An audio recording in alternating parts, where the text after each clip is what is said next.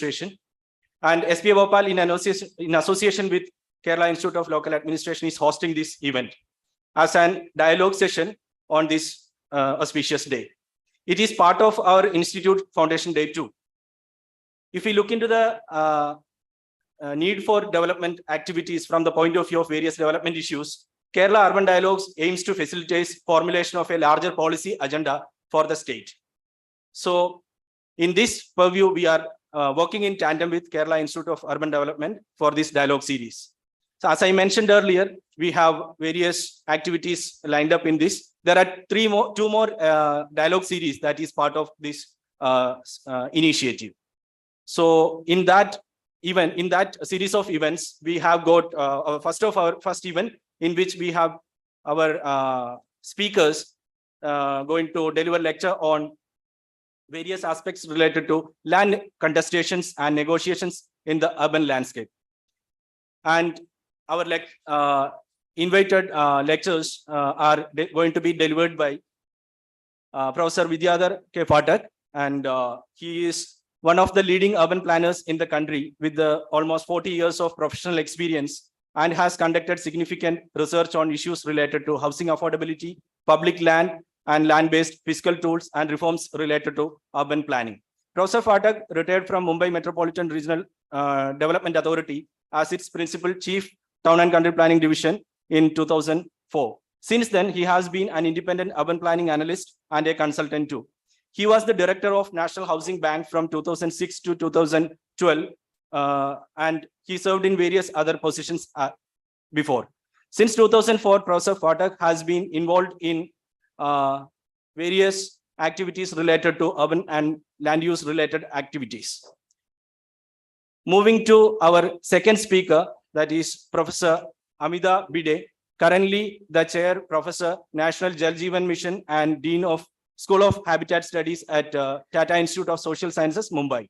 An urban sociologist by training, Professor Amida holds a PhD from University of Mumbai, has been a leading voice in highlighting the issues plaguing urban India, be it in the form of various community participation, spatial inequality, justice, migration, low-income settlements related issues, urban governance, etc.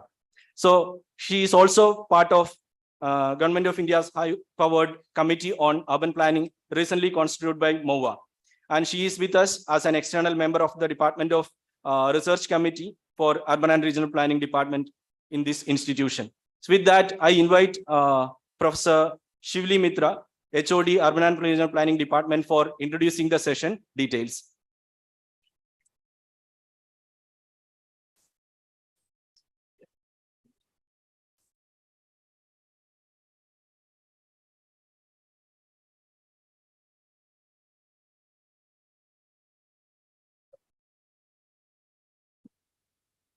Even if for very briefly, I would request Mr. Phatak and Professor Vide to please come on stage so that our audience here and online could see you before you move to the podiums for your respective talks.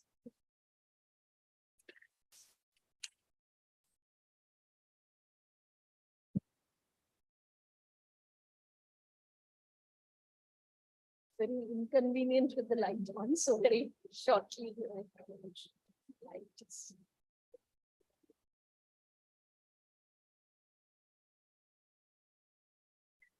So a very good afternoon to everybody present here and those who have joined online as well. The Kerala Urban Dialogue has given us an opportunity to listen, think, and deliberate on matters that concern all of us. Academics, researchers, government agencies, practitioners, in short, all those involved in the urban development process today.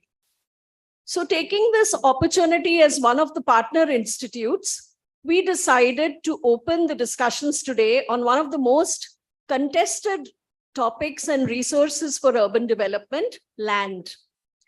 Land and the many negotiations around it in the process of urban development stands as the main and the most critical point in any discourse on urban development today. So urbanization in a country so diverse in its demography, geoclimatic characteristics, and cultural heritage is a challenge. So with development responding to economic pressures taking central stage, balancing the needs of conserving environment, heritage, and culture indigenous to regions becomes a challenge. The role of land with its contested uses is becoming more and more critical.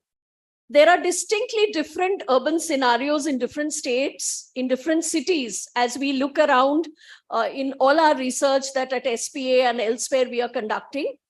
If we look at lesser urbanized states like Madhya Pradesh, which consists of cities where land values are still low and the pressure of real estate lobbies is yet to gain momentum, the possibilities of future development are very different from the more urbanized states like Maharashtra, Gujarat, Kerala, where land is a much more precious resource and robust models of land development are already being experimented with. So today's landscape is increasingly becoming one of cooperative and competitive federalism. And the states and cities are always competing with each other and trying to find resources, largely in the form of land, to raise revenues, so that to act as leverage to get more grants from donor agencies, from the central grants, etc. So this comes to a very point of a critical discussion and discourse. In our race to get more and more land for development, are we leaving anyone behind? Are our cities as equitable as they should be? While models of development based in the near also been an equal number of voices raised about the nature of equity in our cities today. So today we have two eminent speakers, and we have tried to have two talks so that we get a full picture instead of just one, with trying to, by the blind man describing the elephant. So we have tried to give as many perspectives to the land debate as possible.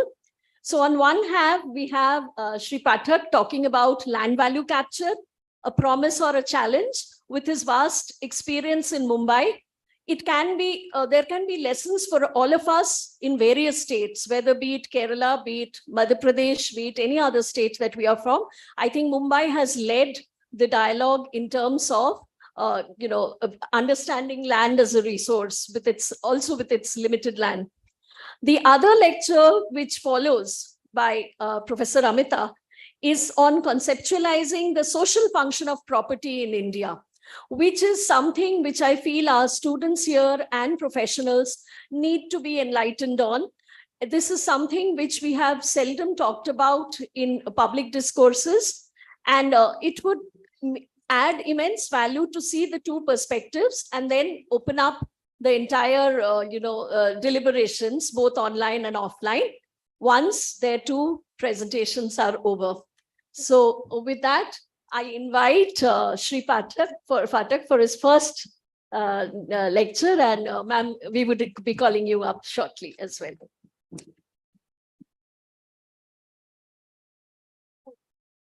Sir, I just had it removed because there's a pointer and you can look here. Would you require the laptop here? Because otherwise I'll have to speak this way. No, otherwise I'll have to. You'll have a pointer. No, otherwise I'll have to use this file also. That I have is- to also look at what is being Okay. portrayed. I'll have to keep on saying next. Okay. So would you prefer? Is this on?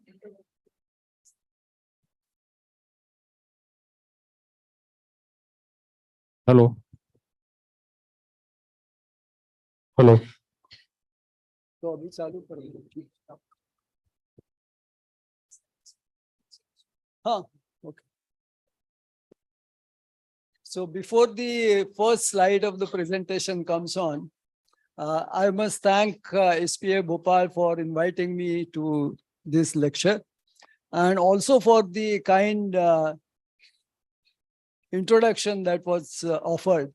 And I also appreciate that they have used my younger photograph on the poster. But what that also implies is that my experience has gone up from 40 years to 56 years. So, so with that introduction, the topic is essentially of land value capture, because for last 5 or 6 years, this has become a hot topic, and there is a lot of debate happening on that. Next.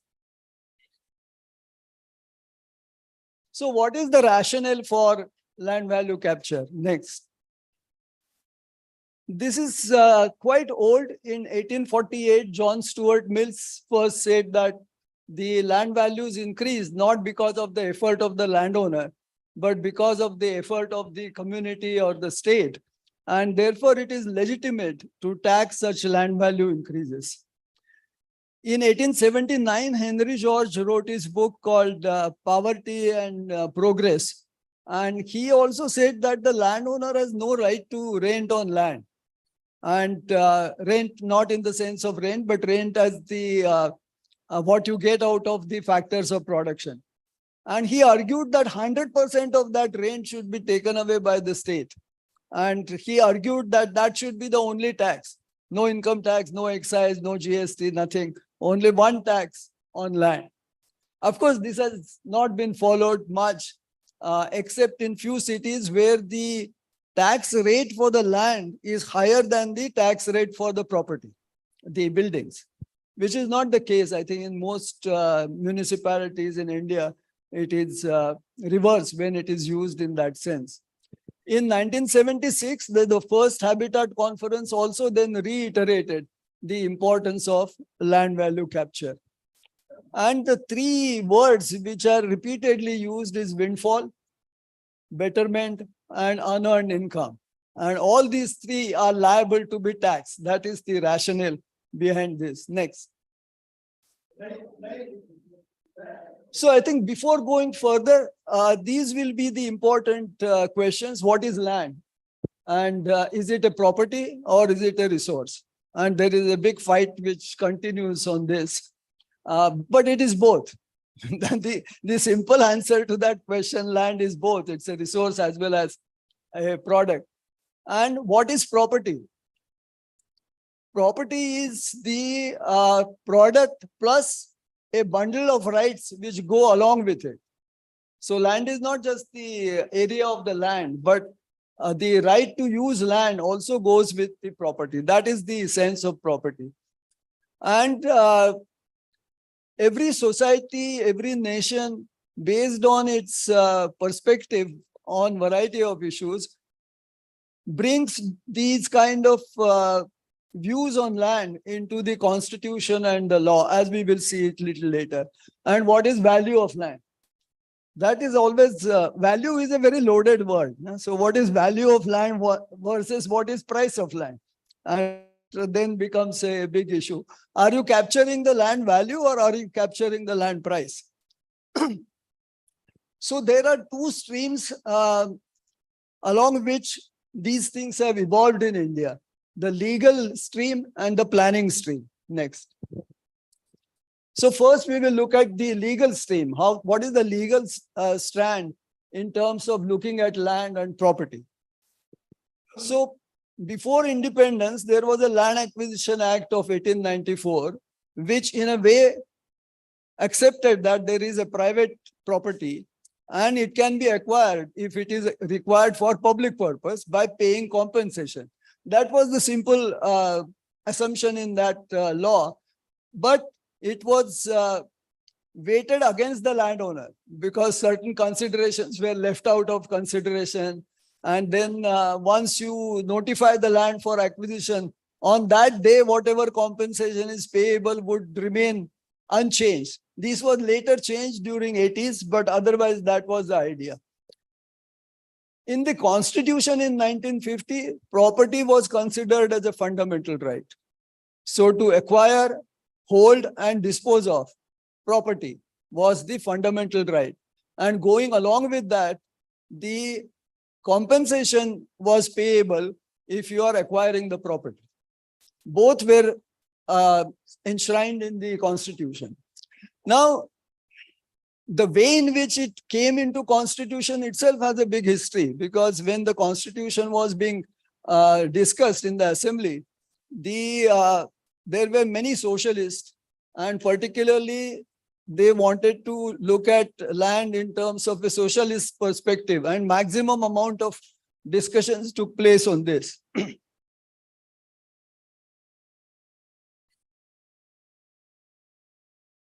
Nevertheless, it remained in the constitution, but there were a lot of problems, particularly in terms of following the directive principles of state policy, which required that the resources should be equitably distributed, and to ensure that the resources don't concentrate in few hands. Now that led to 1971 to amend the constitution by replacing the word compensation by amount. So a law can decide the amount to be paid, and it did not constitute compensation. And on these lines, many laws were amended to specify what should be the amount that is payable. Many slum acts, for example, had those provisions. Then in 1976, a major change occurred where public purpose was not a consideration. The land could be taken over even if there is no public purpose. The fact that you own over and above the ceiling that is determined, that surplus land will vest in the government. That was the biggest sort of intervention in the whole idea of property. And also the purposes were all based on directive principles, etc., etc. But in 1978, the fundamental right itself was deleted, and an Article 300A was introduced, which said that nobody will be deprived of his property without the authority of law. That was the only provision there. The fundamental right was removed. The idea of compensation for acquisition and for public purpose was also removed. But nothing drastic happened after that deletion in the constitution. In fact, in 84, the Land Acquisition Act itself was substantially amended. And in 1999 to 2008, the Urban Land Ceiling Act was repealed. 99, most of the states repealed it. Maharashtra and Andhra were the late joiners, so they repealed it much later. And in 2013, the new Land Acquisition Act came, which in fact narrowed the definition of public purpose, improved the manner in which compensation should be granted. So in a way, we have come full circle and established and confirmed that there will be private property. And if it is to be acquired, it will go through a very tortuous process. And many public authorities are really afraid of using this legislation to acquire land. And therefore, I think we have gone through all kinds of things, as far as land is concerned. And perhaps then we go to the planning strand. What has been happening on the planning front? This is the legal side of it. Before independence, in 1898, Bombay Improvement Trust Act was enacted as a response to a very severe plague epidemic in Mumbai. And this improvement trust was established. This act made a provision that if the trust has an improvement scheme, which is likely to increase the value of land, then 50% of that increased value can be recovered as betterment charge. That was the first provision in that act. Similar provisions were then incorporated in the 1915 Bombay Town Planning Act and also in 1920 Madras Town Planning Act, where the scheme was essentially a plot reconstitution, taking away land for public purposes and then returning the land back to the owner. So for the land they lost in acquisition for public purpose, they will be compensated and they will be charged a betterment levy for the increase in value of the final plot that they will get. Now, this has been in operation for quite some time. Gujarat has continuously used it, particularly from 1999 onwards. Maharashtra has revived it, and currently in Maharashtra also these town planning schemes are being used. So in a way, it's a combination of planning, land, dealing with land, and also recovering the part of the value accrual that happens to the original landowners. But after independence, things changed in the other direction. 1957 Delhi Development Authority Act, it essentially embarked upon large-scale land acquisition for development of Delhi. And in fact, originally in that act, there was a provision that the compensation should be frozen at the 1955 level. Soon it was removed, but that was the idea, that heavy-handed land acquisition. Then in 1965, there was a urban land policy. I will show the details a little later. But this policy also essentially emphasized the public ownership of land to achieve the planning objectives. Bombay Metropolitan Regional Plan also argued in favor of, they use the word bulk land acquisition, particularly for developing Navi Mumbai. And one of the objectives in that was to enable recouping the land value increases. Because otherwise in the private market, the land value increases on account of infrastructure, development, etc., don't accrue to the state and they are pocketed by the private landowners. So that was seen as the way of doing it. So 1957 to 1970 almost, the public ownership of land was seen as the only way, or the best way of ensuring planned development, equitable development, and also land value capture. So New Delhi, Chandigarh, Gandhinagar, Navi Mumbai, etc. are all examples of that kind of thing. But what was the impact of that? The idea of land value capture got a backseat and a big pushback. And the land value capture wasn't even debated in those days, particularly almost up to early 80s. The Planning Commission Task Force report of 83 don't mention land value capture in any manner. MMRDA Act of 1974 also has a provision of betterment levy. If MMRDA takes up an infrastructure project and if the land values are expected to be increased, then MMRDA can recover 50% of increased value as betterment charge. Next.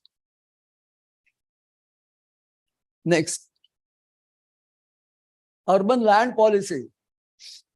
See, this policy was done when there was Ministry of Health and not Ministry of Urban Development. So the name of urban development has also undergone many changes. And in those days, health was probably seen as a problem in the cities. So probably cities were part of the health department.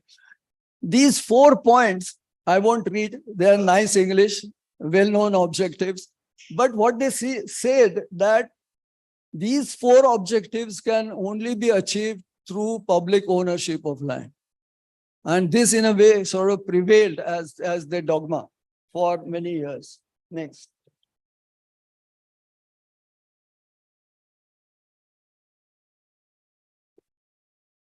Now, what happened after 2011? Even after the economic liberalization of 1991, land was not liberalized. The hold of merits of public land ownership were still there. In 2011, this report, probably most of you must have seen, Dr. Ishar Aluwalia's report, which estimated the total requirement of financial resources that will be required for providing infrastructure. And as we'll say later, came out with a big number, which probably frightened everybody. The next one is the report done on the land-based fiscal tools and practices. This was also, did not use the word land value capture.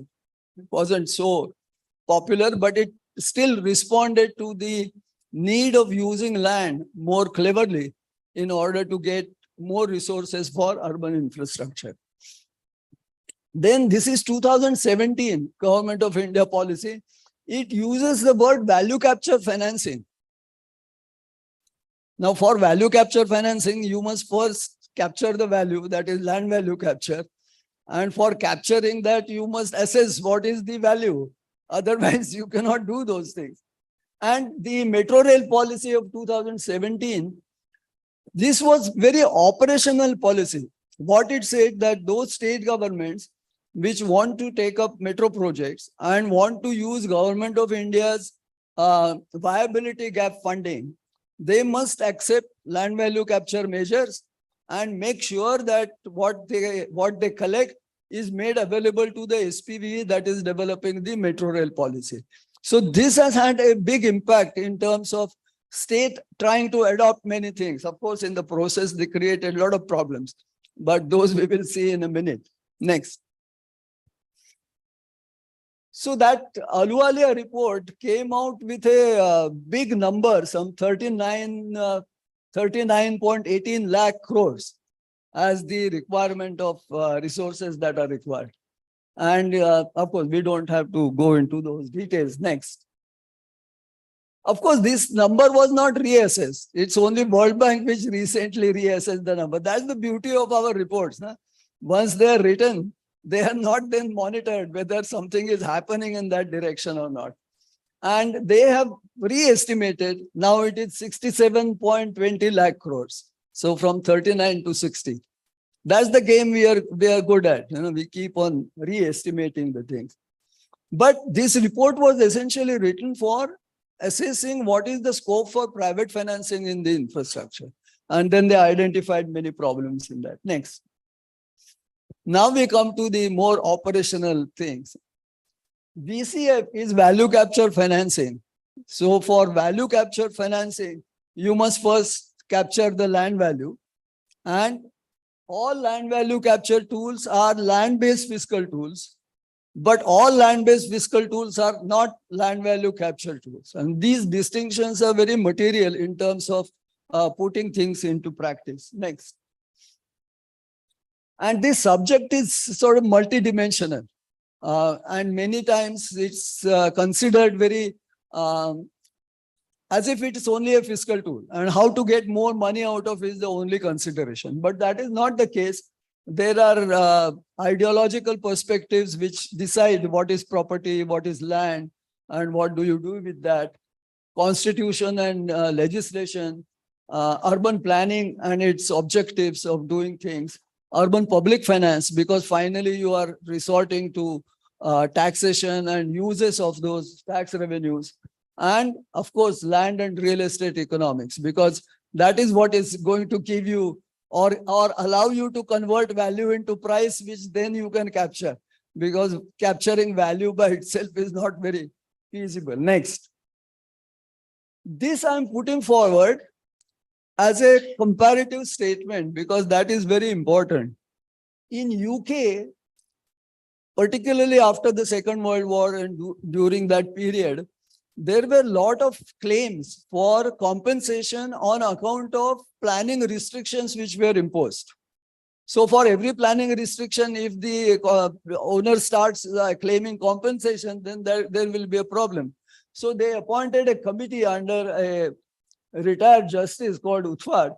And what they came out with a very novel thing. They said that all development should be plan-led development. But what they mean, I mean, we also believe that there should be plan-led development, though development-led planning is the real norm in practice. So what they said, plan-led development, the meaning of that was that the landowner has no intrinsic right to develop. The right is granted through the plan. And therefore, any change in the restriction is not liable to be compensated.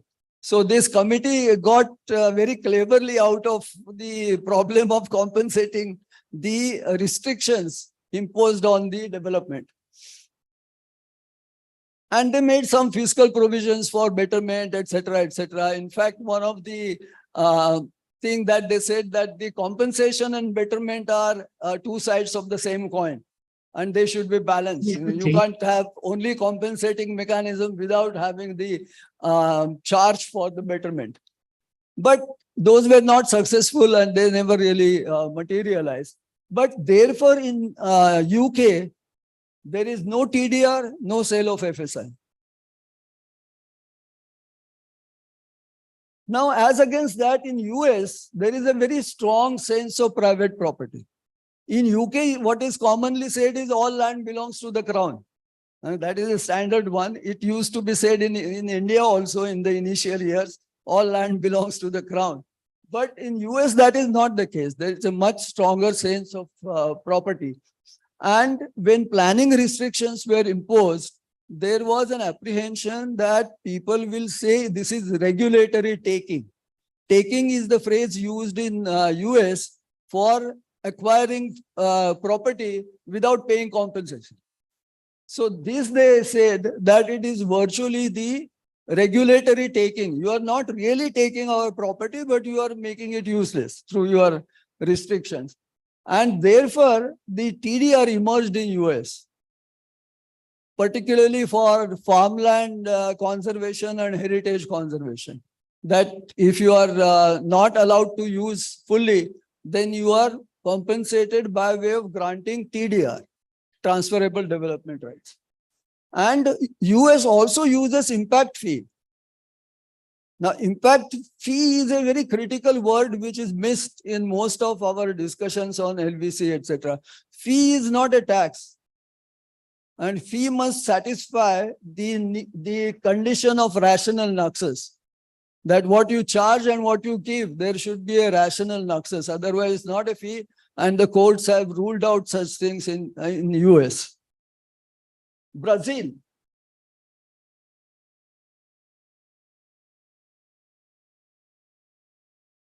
Brazil is an interesting case.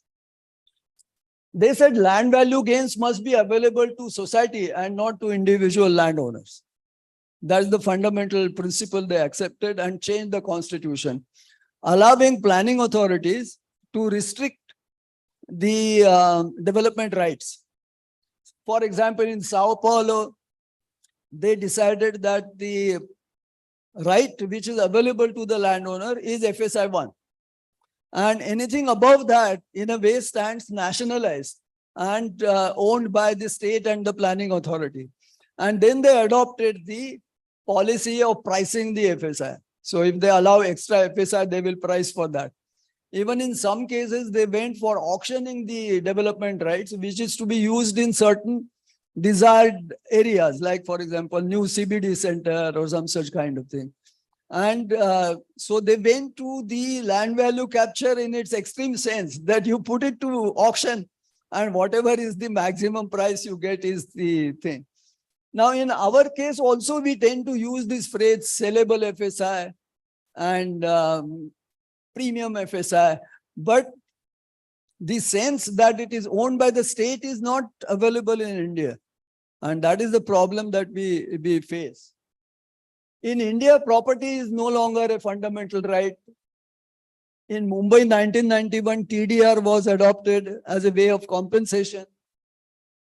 We are also using FSI as an incentive. And in case of Mumbai, when that FSI, including the incentive FSI, cannot be used on the same site, the remainder of the FSI is allowed to be used at TDR. Now, that is what people confuse. TDR-based slum improvement. It's not TDR-based. It's the incentive FSI which is important. Now, land as defined. Now, land is not defined in our constitution.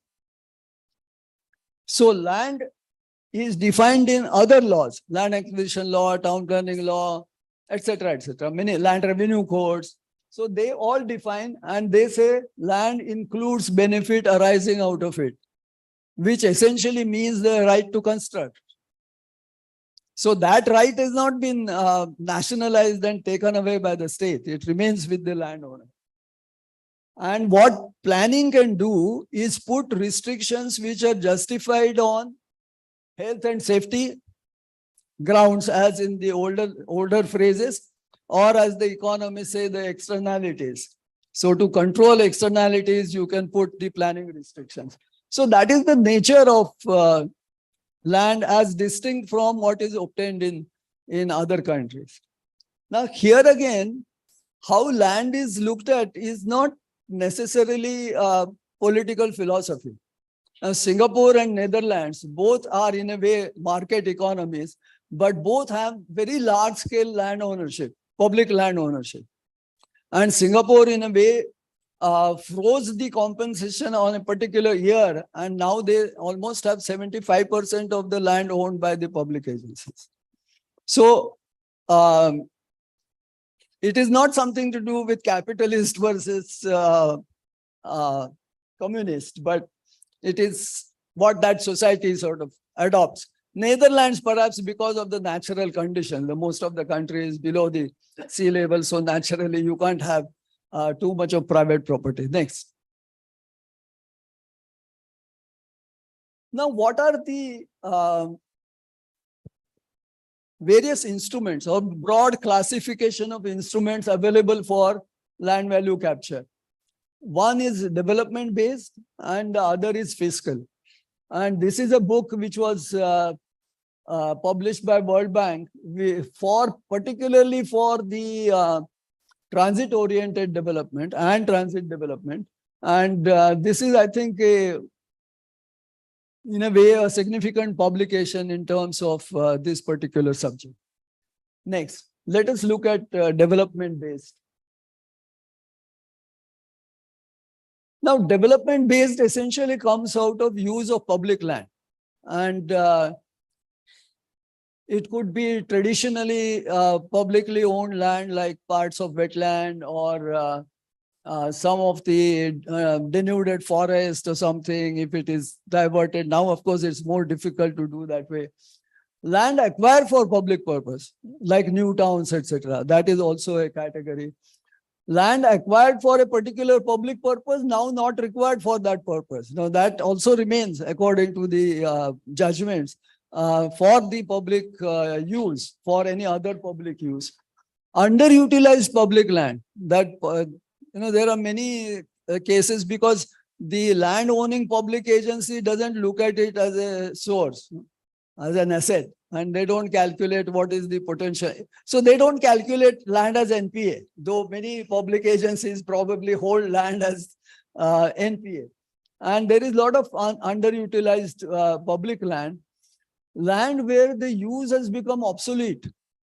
Like in Mumbai's case, the old textile mills, or now the port trust area in Mumbai.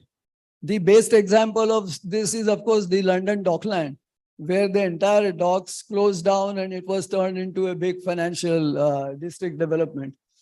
And land obtained under TPS or land pooling, because all TPS allows 15% of the land to be retained as a land bank to be sold in the market.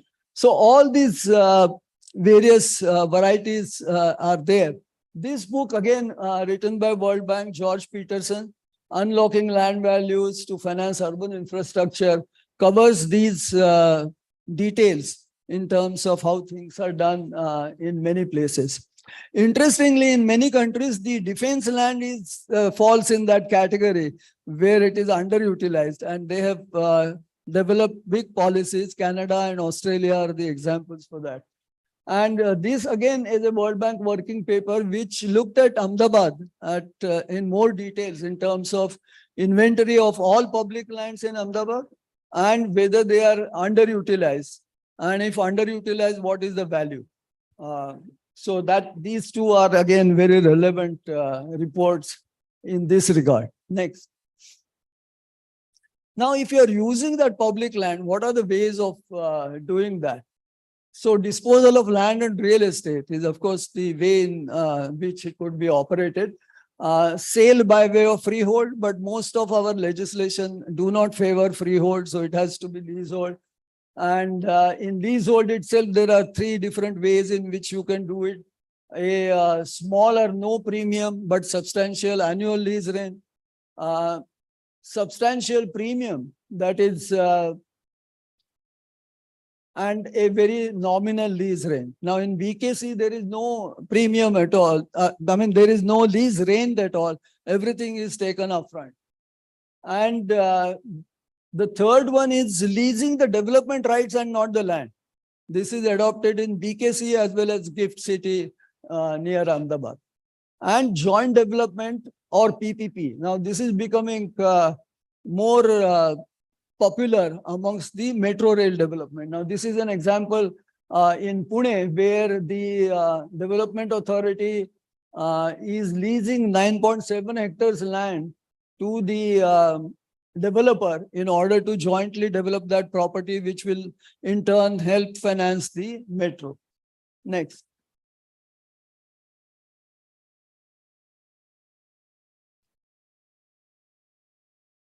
So while considering fiscal measures in Indian condition, the Article 265 says no tax can be levied or collected except by authority of law. Why I'm saying so, that there is a tendency to introduce these measures through executive orders without having the legal basis. And this is done left and right. Many state governments have done that. And because the beauty of our legislative system is, unless questioned in the court of law, things can be done, then it's possible to do. And of course, if a thief is caught, then he's punished. But if you draft a faulty law, and even if you are caught, you are not punished. You are given a chance to rewrite the law. So that is how our system works. And of course, Article 300A, no person shall be deprived of his property save by authority of law. And this is an important legislative provision. Next. So what is the classification of fiscal tools? General taxes like property tax, where the use of property tax is not narrowly defined. Whatever the local authority is authorized to do, it can use the property tax for those purposes. Benefit tax, where the use is prescribed, but there is no quid pro quo. For example, you are levied a tax for sewerage, improving the sewerage infrastructure and the capital investment in that. You cannot say that I have paid so much of tax, so tomorrow I must get so much of sewerage benefit. That is not the condition. And fee is it must satisfy the condition of what is called quid pro quo, or the Americans used a simpler phrase of rational nexus. That is, you are paying so much of money for deriving 100 liters of water, and then you pay for that by meter. Then that's a fee. All these require the authority of law, because all of them are compulsory exactions of money. This is the Supreme Court verdict. So tax, you cannot find some word to bypass tax. Call it premium, call it charge, call it something. That is not possible. Every compulsory exaction of money requires the authority of law.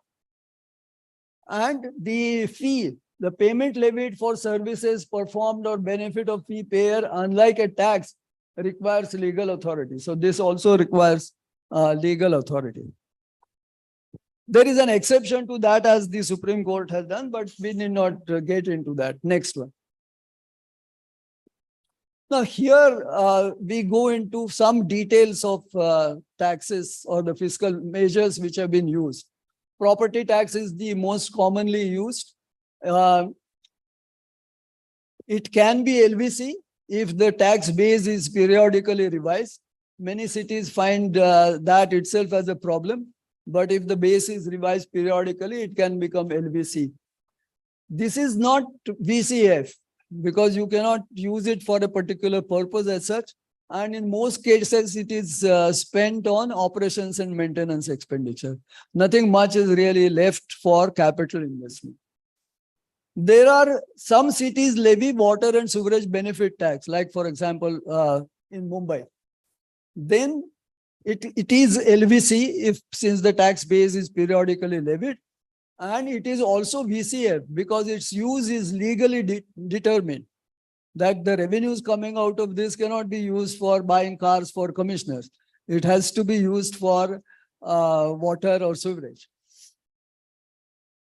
Then this is another tax, is stamp duty. Stamp duty obviously is LVC, because every time you levy a stamp duty, the base is the value of the property. So it is LVC, but in the normal sense, it is not a VCF and certainly not VCF for urban infrastructure, because this is a revenue for the state government. Now, what Maharashtra government has done, it has levied a surcharge, and that surcharge is levied in cities where the metro development is undertaken. And therefore, it becomes like a benefit tax because the revenue is assigned for metro development. The advantage of stamp duty is that most of the other avenues, they operate when development is undertaken.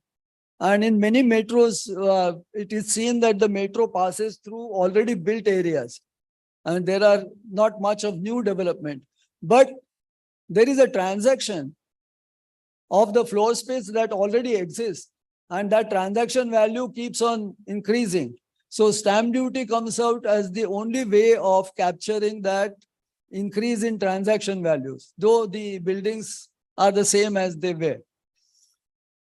Development charge under the town planning acts. Now, this is very common. Almost all state town planning acts have the provision for development charge.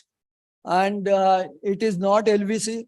It is LBF, but not LVC, because value does not enter either in assessing the base or in the rate, except in Maharashtra, where they changed the provisions for levying development charge in 2010, where the rate was linked to the stamp duty valuation.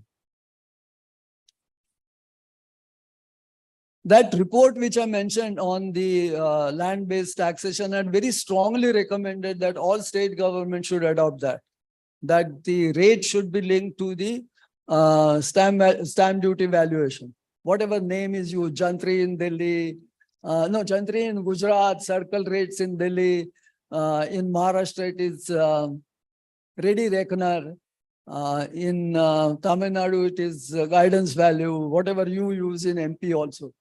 But that hasn't happened. And therefore, it is not really functioning as the land value capture mechanism. It is a land linked, but not value capture.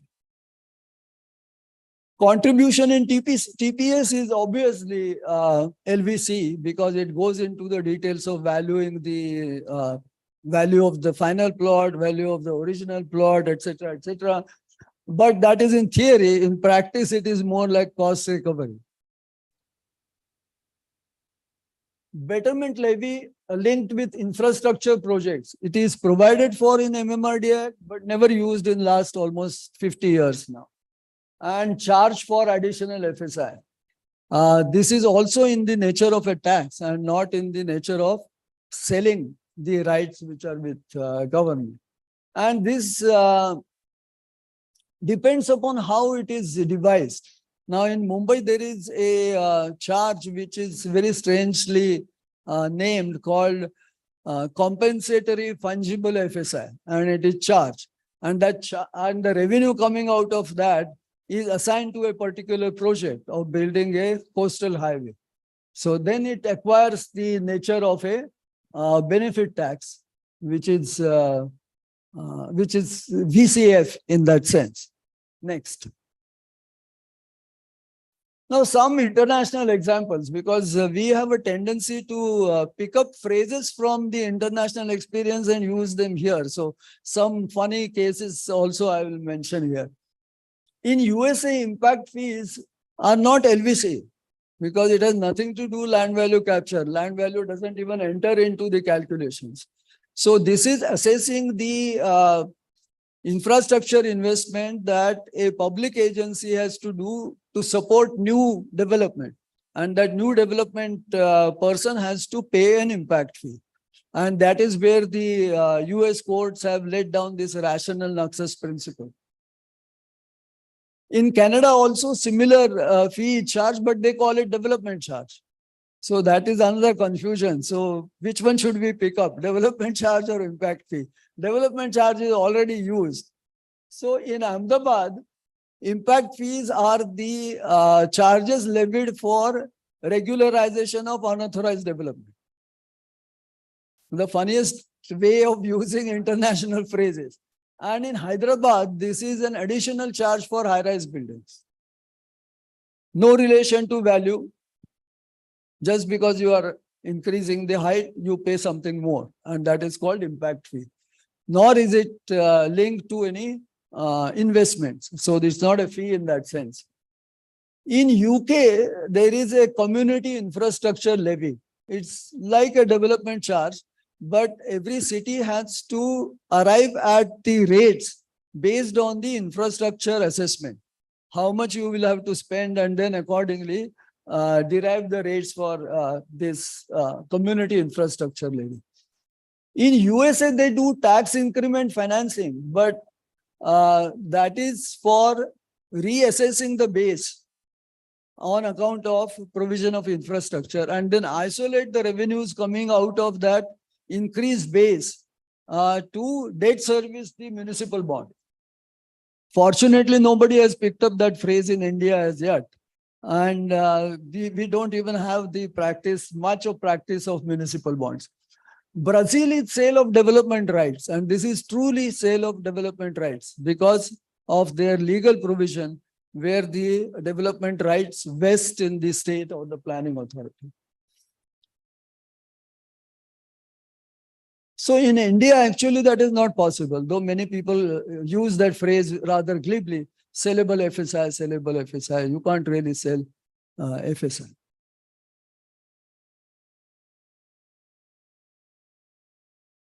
In Brazil, there is an interesting case also.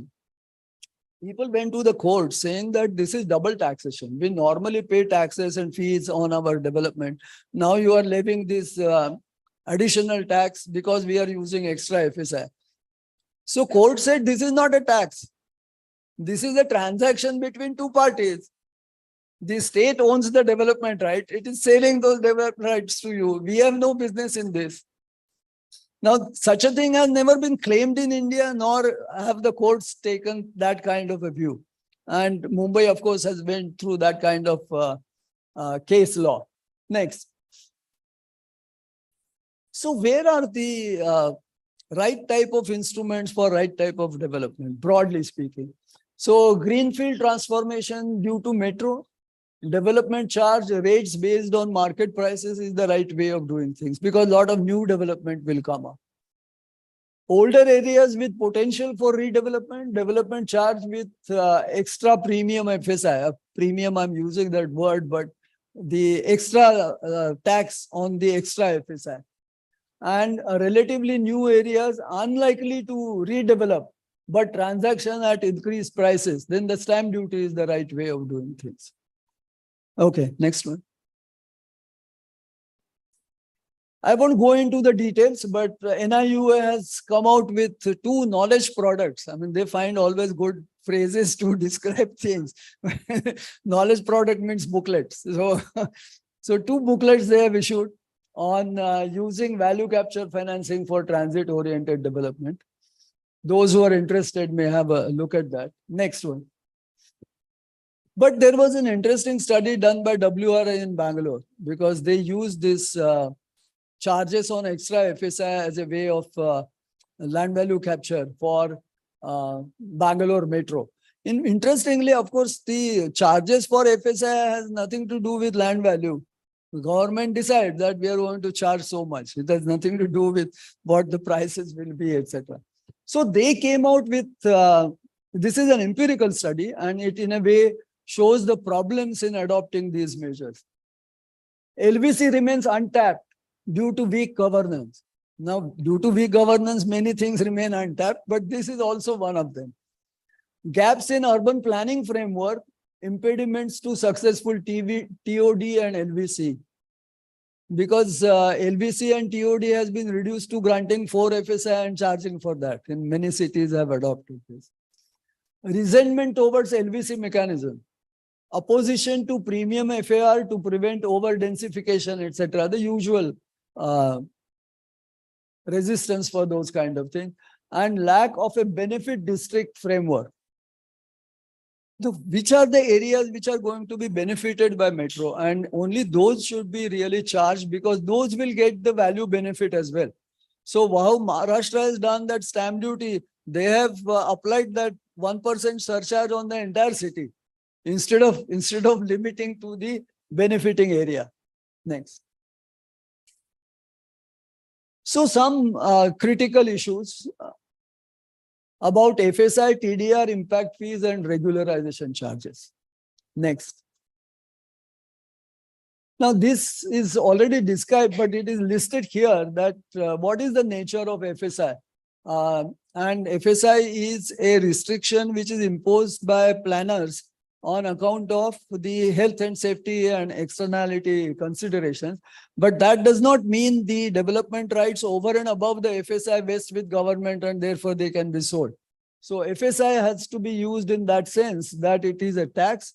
And if it is a tax, it cannot be confiscatory. That is also important. You cannot say that I will put it in the auction and try and derive everything that is possible through that.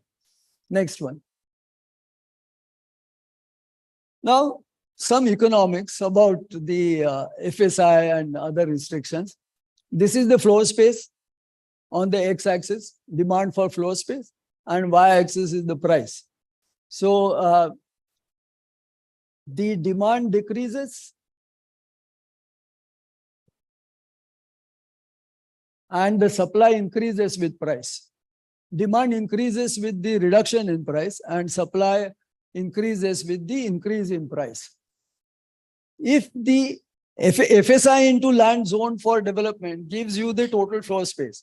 So if the plan has defined that limit in such a way that it is to the right of the equilibrium, there is no problem because then it is not distorting the market. But over the years, if the demand curves moves, but you don't change your FSI and land use zoning consideration, then it distorts the market. And then what you do is use your FSI pricing and TDR and all those things. What they're really doing, they are slightly tweaking for a particular purpose or something. So you don't get a decline in the price. You move that red line slightly for giving TDR or giving extra FSI or something. But if you moved it to the blue line, then the prices will also come down. So you won't get the benefits. So that's the games people play, including planners and others. That is how it is done. Next. So TDR, I think in many literature, particularly that floats around in the Government of India policy framework and others, they put TDR also as a fiscal instrument or land value capture. That is not the case. TDR is a compensating mechanism and not a land value capture mechanism, because unless you say that the money saved is money earned, because otherwise you would have had to pay the compensation. Now you don't have to. You write a certificate that so much of TDR is granted to you. And these pictures show how US used it. And it is essentially for compensating the impact of the regulations. Next.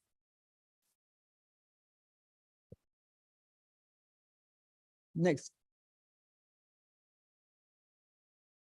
I think we have discussed impact fees also. So next. Now regularization has become a common game. Almost every state government has some form of regularizing the unauthorized development. Gujarat has a legislation by itself, regularization of unauthorized development 2011. And the charges levied are called impact fees. But many states have that. Tamil Nadu recently had. Maharashtra wanted to do a large-scale thing by amending the town planning law itself, but High Court came in the way and said that we are going to read down the provision. Now, I don't know what that means. They didn't say that this is ultra virus and struck down. They say we want to read down this.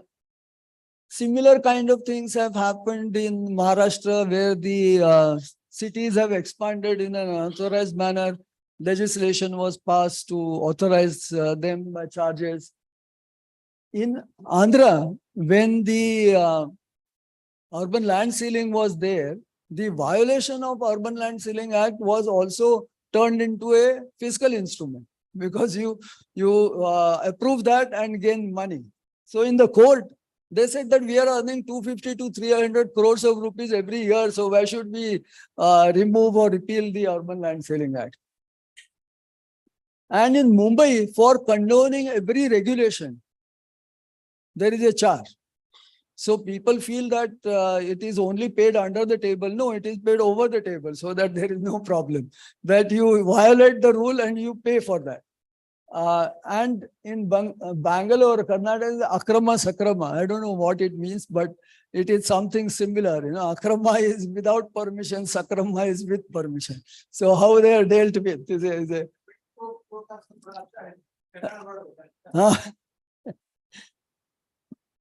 Next. Now, every fiscal instrument has an impact on the supply.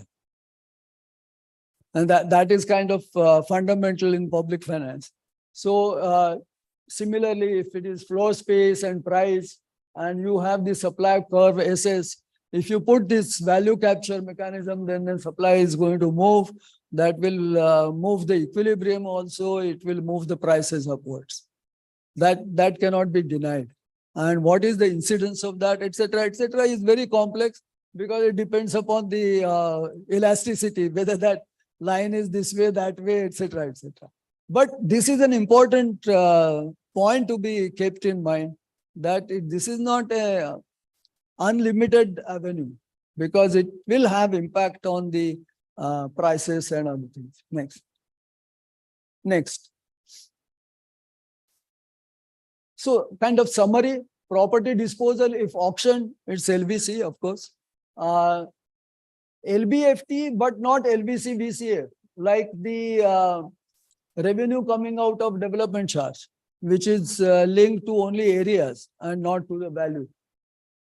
LBC, where value is explicit consideration, like development charge in Maharashtra or the contributions in TPS. And VCF only when the revenues are go with a purpose, and the purpose is prescribed in the law. Next.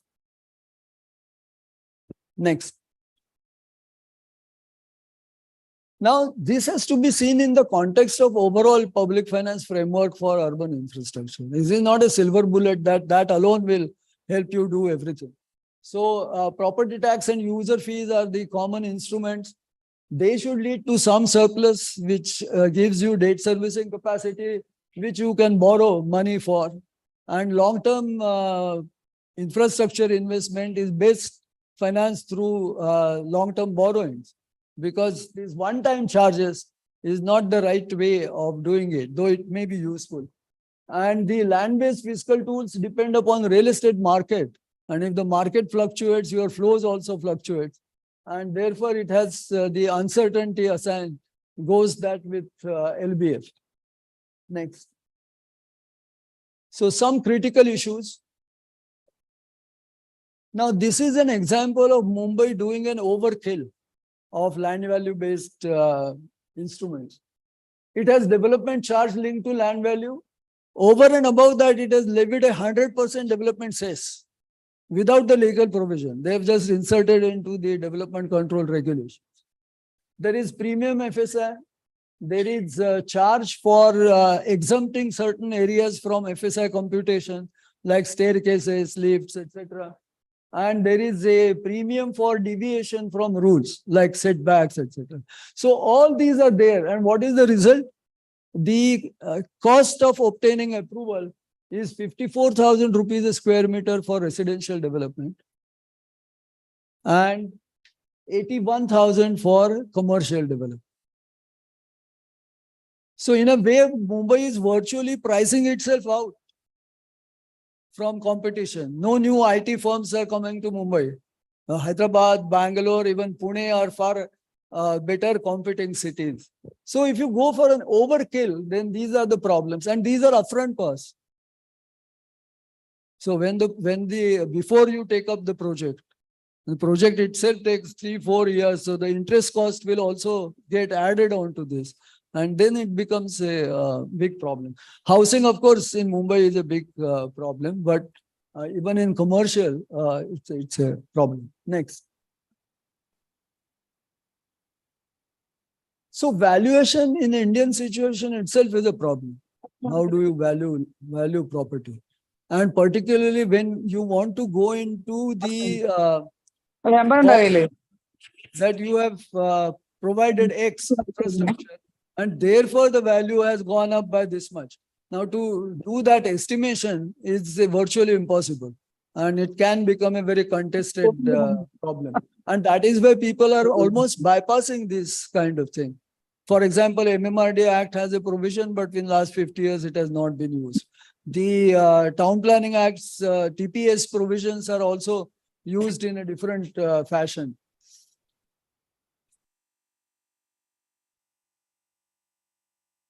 And therefore, the tendency is to increase the rate, which is not a good thing in terms of principles of taxation. Like in income tax for last so many years, the tax rates have remained stable. And the state relies on the increase in base in order to earn more revenue and not increase tax rates. So in the past, we had gone up to 90% marginal taxation rate. Value realization needs demand. Most of the literature, particularly coming out of Land Institute, you will see that their argument is the land values increase on account of government decisions and provision of infrastructure.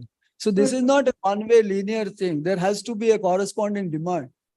And that is why that Bangalore case shows that apparently there is no demand, or in Pune there were reports that government has put a road for FSI 4, not much of development is taking advantage of that. So the land values are not just because of the certain supply side decisions, but there has to be a corresponding increase in the demand. Now, compulsory exaction in all forms, tax, benefit tax, or fee require legal authority. And the tendency to do it through executive fiats needs to be avoided. Though I think that's a difficult lesson for most state governments. And executive orders are, of course, not therefore adequate, but they operate. I think there were at one stage 12 such levies in Hyderabad. And except for one or two, there was no legal provision. All were done through what they called as GOs. But there is a GO, but GO is not a law. And this is a very important one. Who bears the burden? Many times the argument is that this is being levied on the developer. And sometimes the economists also argue that it will get passed on to the original landowner because the developer will pay him less because he has to pay that. That is not the case. The landowner is a monopoly owner, so he can hold on to it. He said, "Nahi bechunga," and he will wait till the prices go up. So landowner is unlikely to accept lower value because of these various levies which are introduced. And the developer naturally will not absorb it. He will pass it on to the final buyers. So finally, it is the new home buyers who pay the burden. New home buyers, new office space buyers, etc., etc. Now, is that very amenable to the local economy of the city? That becomes an important consideration, though such finer things are not being considered. That is not our tendency to do that. And this is another important thing in terms of the one-time levies as against the continuing taxation and fees. What is the better way of doing things? And that raises the question whether the present generation should pay for the benefits that accrue for future generations. This is like old time, that grandparents build houses for next 4-5 generations. Now nobody does that. So that is again a question. Next. Now these are again interesting kind of things. So that I think the first part I have already discussed. The last one is, if it is legitimate to tax the windfall, Americans use this phrase more often, the betterment or unearned income. Unearned income is a favorite of UK in terms of usage. Then isn't it legitimate to compensate for wipeouts, worsenments, and unearned damages? Now, if you do it too much, then this will also come up, that if you are charging for that, why not compensate for this? Thank you.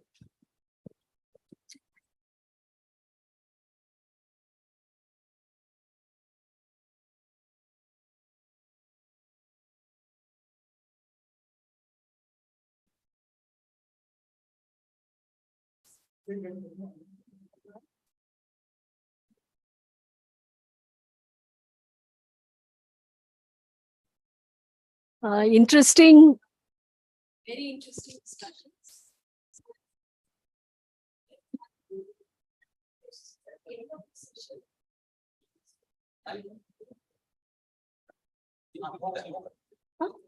Yeah, I think we'll open up the discussions because I think this will give rise to a lot of discussions after this. But we go on to our next speaker now, Professor Amita Bhide, and she would talk about conceptualizing the social function of property in India. And I give it to her without talking more.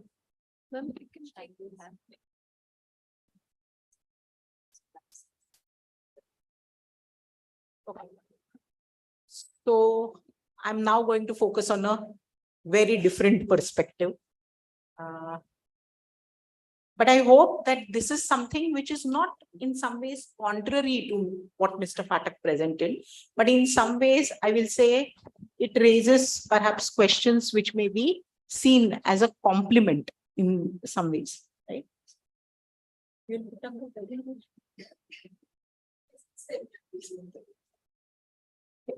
So this is what I'm going to do, okay? So the social function of property is something, as some of you may be aware, has been a concept which was originated in European countries. However, its maximum deployment has been in the context of Latin American countries. And from there are some efforts to see whether it applies to the Indian case. Okay, and that is precisely what I'm going to do. But I also argue that in India, even without the concept of social function of property, there are particular ways in which we have thought about this social function, tried to experiment with it.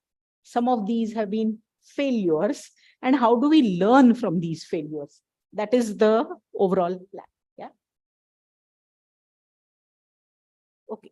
So as I said, there are very, very diverse origins to the concept of social function of property. So some of these are highly distributive in nature, okay? And where they actually talk about what is the role that land and property play in the overall human flourishment. If there has to be well-being of human beings, then what is the role that land plays within it, okay? But the one which is perhaps the most popular one as of now is the one which was proposed by the French jurist, okay? So this is a legal person, Leon Dugwit, who gave a series of lectures in Argentina on this topic of social function of property. And it is from there that it has really caught on in the Latin American context. Today, social function of property, I think, exists in at least 8 to 10 constitutions in different countries of Latin America. And I think it's interesting to understand, therefore, Leon Dugwit's perspective as well. Okay, so Leon Dugwit basically believes that property is not an absolute right. Okay, when he says that property is not an absolute right, this does not mean that he is against private property. Okay, so basically, what he is also suggesting that the constitution of private property itself happens in a very social manner. Okay, and this is, I think, a very important principle to recognize that property rights don't just come from laws, that laws themselves are also socially embedded. Okay, so if there is a wide scale infringement of laws, then private property wouldn't exist per se. So there has to be a respect for private property, and therefore Dugvit argues basically that property is social. It is socially constituted, and therefore one has to institute at least some principles by which a private property does no harm to others. Okay, and second, that also that it has sufficient restraints to see that it is optimally used. Okay, so the first application, and perhaps one of the widest application of the social function of property, has actually been in rural cases, where one is talking about unproductive lands, lands which are left vacant and not cropped. Okay, and so and basically he says that these kind of provisions are not enough in the laws. Okay, how does one deal with these kind of situations? If all of this property in some ways, in theory, has a social function, then unproductivity of that property is not tenable. Okay, so that's where the origin of this function, social function of property, comes from. Okay, so how has this been interpreted in more recent years in Latin America? And as I'm saying, I want to specifically focus on the urban, and those beginnings have really started in Brazil. Okay, so the 1988 Constitution of Brazil, which has a specific city statute, a constitution which came up in the context of a revolution and a demand for more democratic rules in Brazil. And this right to the city statute, which also came up through this constitution, has one specific application of the social function of property, and which I think is something that we need to all discuss and understand its relevance. What they put forth as an idea is a very important thing. So they firstly say that as an urban application, basically urban planning has to be charged to interpret how the social function of property is operationalized in the context of a city. Okay, so there are two things which this does, if you all recognize. Number one, there is a specific instrument, there is a specific platform, the process of which entails the operationalization of SFP, and which can vary from city to city, right? More importantly, it views the plan itself as something which has to do and perform the social good for the entire city. Okay, so there is a tying up of these two things, the social function of property to the entire urban planning process. The second thing, it empowers local authorities to develop plans in consonance with this. And for this, there are three instruments which get prescribed. So the first is the compulsory subdivision or construction, which is done and enabled by urban planning processes. The second is to increase taxation in particular cases. So understand that these are not to be used just liberally over the counter kind of a thing, but these are to be considered options. And the third, that in extreme cases, one does expropriation of land, and where the payment is really done through government bonds.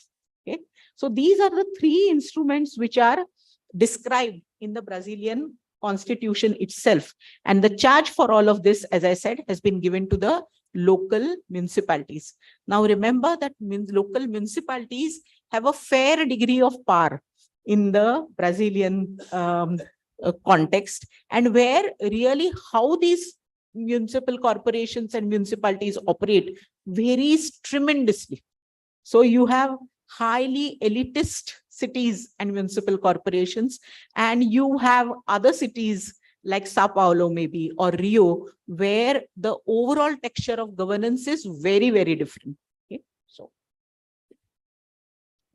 So if you look at the Latin American experience itself, Of course, like all complex real life situations, the experience really varies, including the fact that today more than 90% of the municipalities in Brazil do have master plans, because that was the first requirement. A, that you prepare master plans, then and you have to describe within them how you are operationalizing the SFP.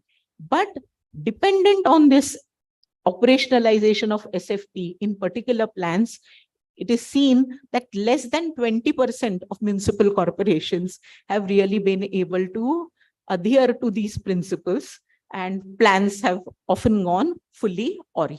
Okay? But there are some very interesting things. So Sao Paulo is a city where there is, I mean, it's a city which has a long history of housing rights struggles. Okay? And where I think through the last 15, 20 years, there is a consistent rule of the Workers' Party there, WP. Okay? And as a result, there are many possibilities which were seen. One of the first things that I think in the morning when I spoke to the students, I had explained this idea of the ZIS. Okay? It is the special zones of special interest. Okay. And which is what they characterize all the informal occupations and settlements in Brazil as. So they are given a special status of as a, what should I say, a development zone, okay, where there are special DCRs which are then constituted, etc. So that has been one of the contributions and interpretations of the social function of property. Okay. The second very interesting thing is I have come across several cases, and even visiting Sao Paulo, it does not mean that all cases, all tensions are over and done. Okay? So there is this very interesting case study of a informal occupation, and which reveals that there are multiple tensions where private property, the social ecological functions of that property are in active tension with each other. And if you look at how courts behave, how the local municipal corporation behaves, how local political dynamics behave, they are always not in favor of the social function of property. Okay? So there are multiple strategies then that they get used. But one of the things which comes across clearly in all of these cases is basically that the social function of property and its embedding in the constitution has opened up space for doing multiple things. Okay, for the active recognition of informal settlements, of bringing them into the mainstream of development rather than keeping them constantly insecure. Like in the Indian case, I always like to see and say that a slum is a slum is a slum. Okay? Like just giving this example of a small city in India, Sangli, which exists in Maharashtra. I've seen that slums which were redeveloped, shifted in the 1970s have undergone at least 3 other genres of development. Every time that a political regime changes, there is a new scheme, there is a new idea, and all of these are enforced upon a slum because it has no choice. It is like the best experimental ground in some ways, right? And you keep the legal status alive so that it is always open for state action and state imposed actions, I would say. So this is something which is along a very, very different way, and which is why I think we really need to think about what could be the relevance of, and can we apply the social function of property in any way in the Indian context. Now, some of this is a overlap with what Mr. Phatak said, and he went into a lot of this history. So I'm not going to go into it at all. But there have been considerable debates really in the Constituent Assembly, which were not resolved at the stage of formulation. And that is why clearly we still had a fundamental right of property within the Constitution till the 1970s, till 1978, in fact, when the right was finally taken away from the list of fundamental rights, put and linked to 300A, which also Mr. Phatak talked about. And in the meantime, there has been a gradual dilution of this. But through all of these dilutions and the real ascendancy of what is the Indian experience and interpretation of a social function, it is really the fact that it is the state which has to protect the public interest of people. It is the state which interprets the social function of property. It is believed that, yes, there are tremendous inequities in urban areas, but who has the right to do this? It is the state. Okay. And if you look at the entire, so I think Alcra is like a classical example of this. I think all of you are acquainted with the Alcra Act, so I will not get into the details of Alcra Act. But what does the overall experience of Alcra tell us? It basically suggests to us that the state was unsuccessful in even acquiring a substantive proportion of the land that it had aimed to. There were several restrictions placed on the use of land. That's another story altogether. But it was firstly able to acquire minimum land. Out of the acquired land, it could not apply anything for the benefit of the weaker sections. I think both of these are instructive stories for us. Okay? And it is in this context that one should also think about if we have an Indian version of social function of property, would we entrust the state back again in acting in favor of those who are weak? Can the state do this? Or have we reached that level of distrust in the state mechanisms that we have to perhaps also put in place mechanisms where the state actions are also having some counter check? Okay, what could those counter checks be?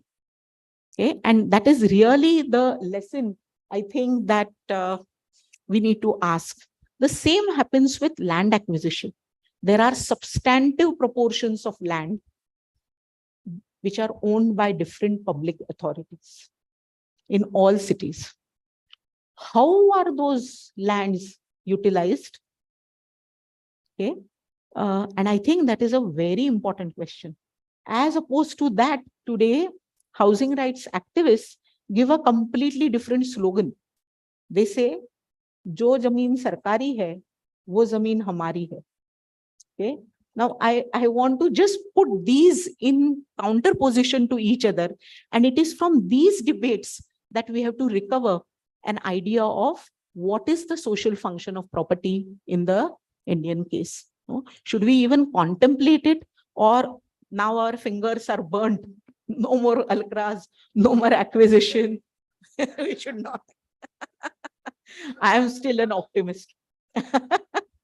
Okay, I'm still an optimist. Okay, so clearly, I think in the Indian case, more than the outputs, the outcomes of these kind of actions have been dangerous, and I'm unqualifiedly calling them dangerous, right? And clearly, we also experience that public interest is reduced to polemics in the Indian context, right?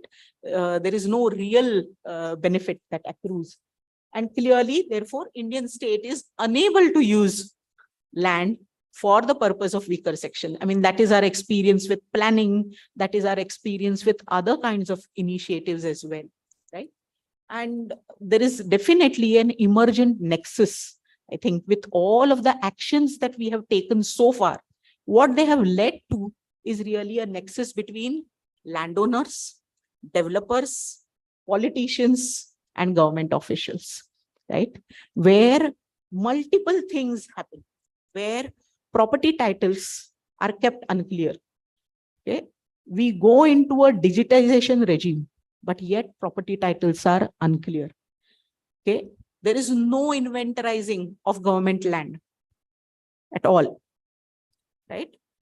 We also see there are huge regimes of unauthorized construction. Again, something that Mr. Phatak has talked about. And regularizing those unauthorized regimes is a way in which we are perpetuating things or unplanning by planning institutions, right? And finally, we are also in an age where informal housing of all kinds, including unauthorized housing as well as informal settlements by the poor become our frontiers of development. This is where there are different things which are happening, right? And it is this context which I feel one has to revisit and think about the relevance all of it. So this is my analysis of what are the contemporary property regimes in India.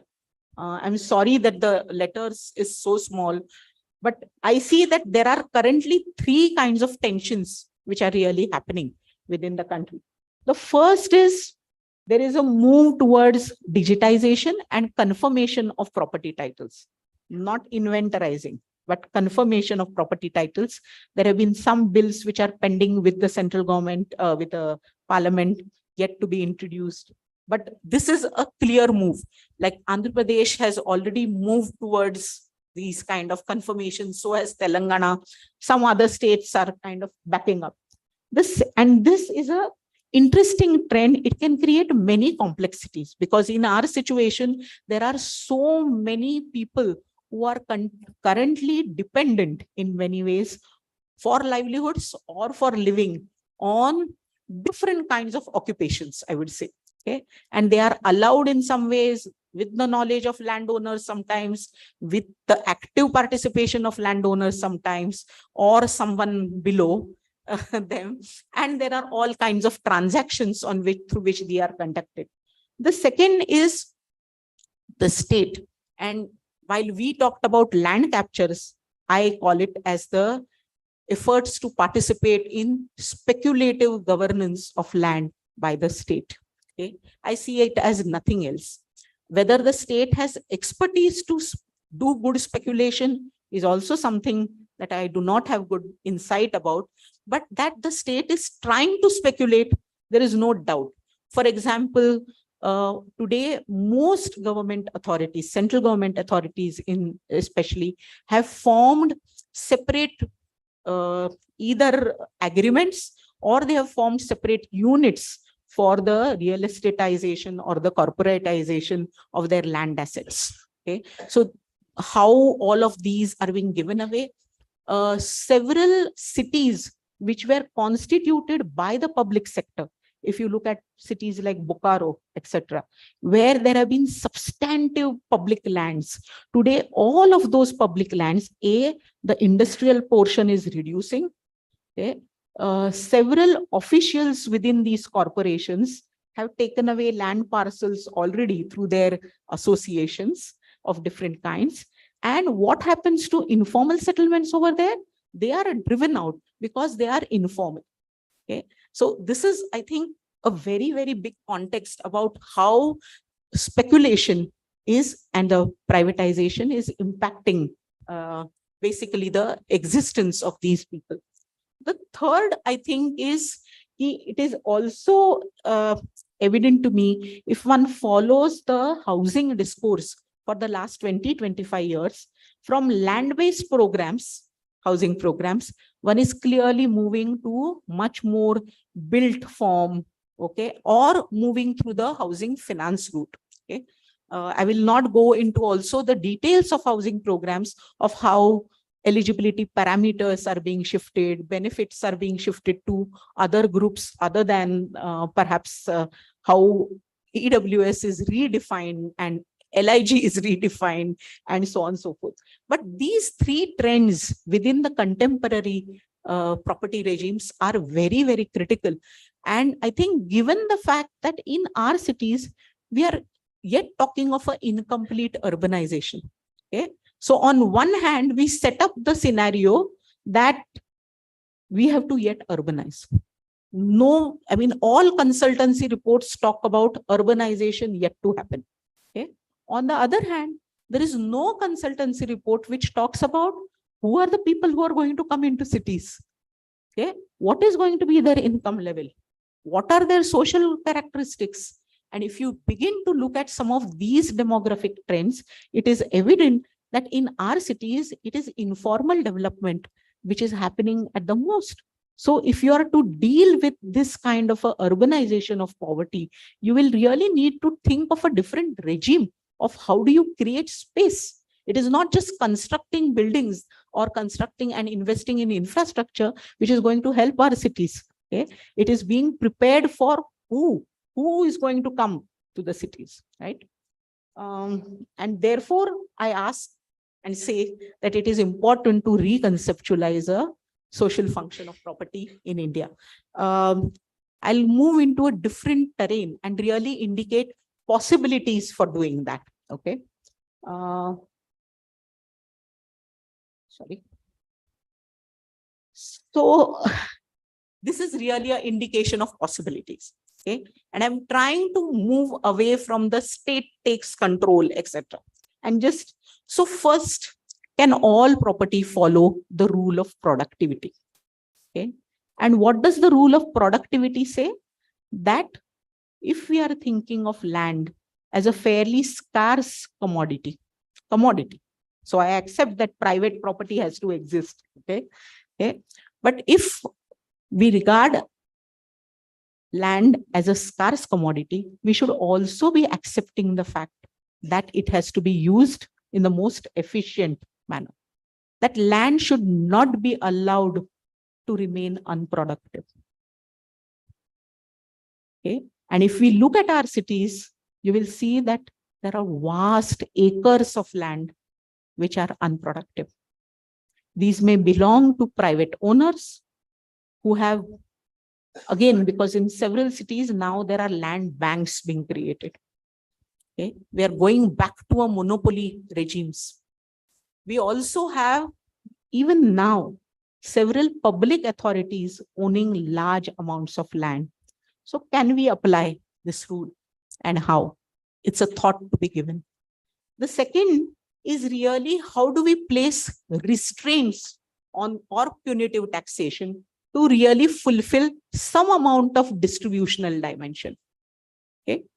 And so this can go actually into, see, today in Maharashtra, or especially in Mumbai, and I see perhaps a little trend also in central government housing policies, no state wants to invest in public housing, right? It is seen to be almost like a dead and gone kind of a function.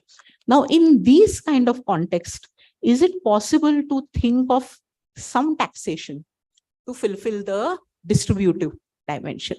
And that may be a thought, not relevant for all cities maybe, but this is definitely a possibility. The third, I think, is even the clear recognition that in our context, there are even now, I would say, several forms which are non-propertied, collective. Okay. And I think there has to be an upfront recognition of these kind of spaces. Okay. I can give you several examples over this.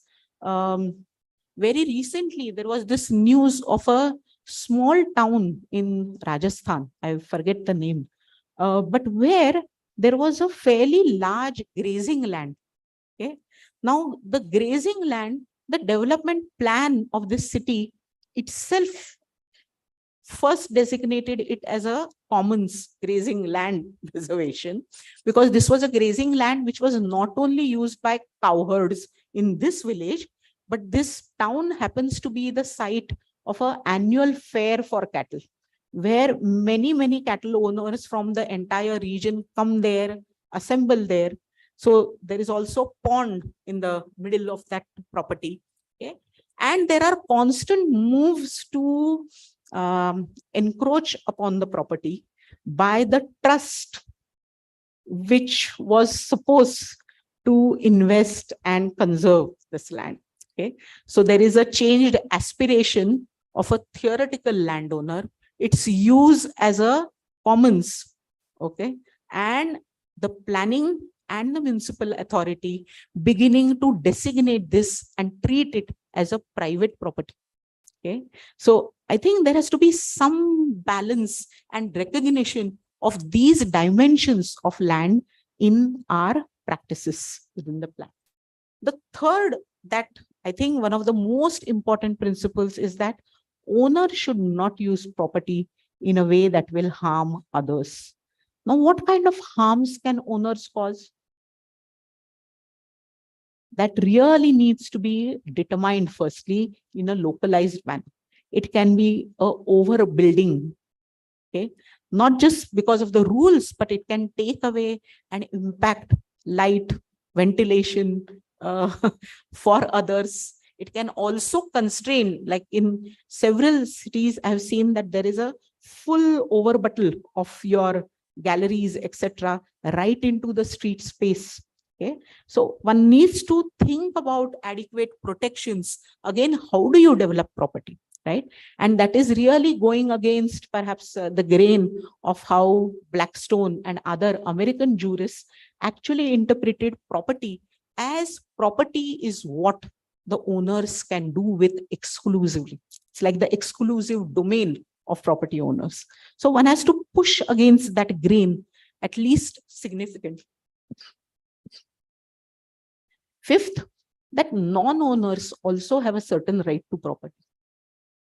Now, I know this may be also somewhat of a controversial thing, but I'll again come up with an example. The way in which developments and buildings are done in our context are often not in reference to plans or not in reference to rules. We are also aware of the fact that several of our cities do not have master plans, do not have planners, right?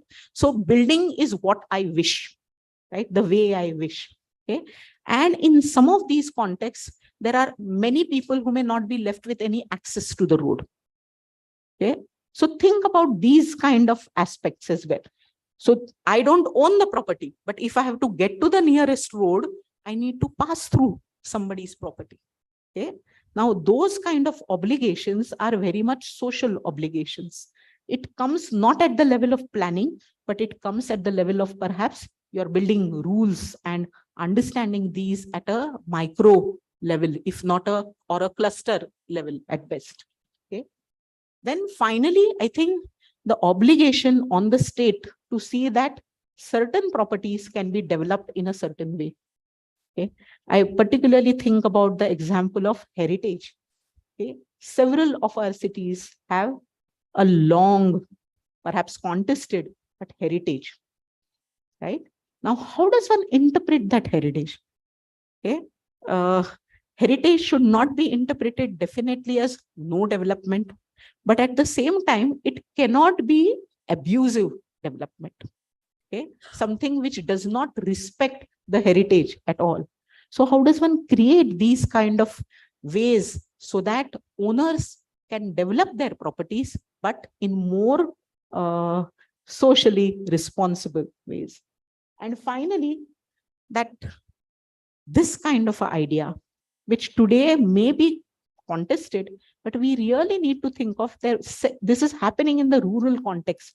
If you look at the tribal rights bill or resolutions passed by, I think in Kerala, this is a resolution, also in Telangana, I believe, that all individuals, especially from weaker social backgrounds, should have a minimum access to land.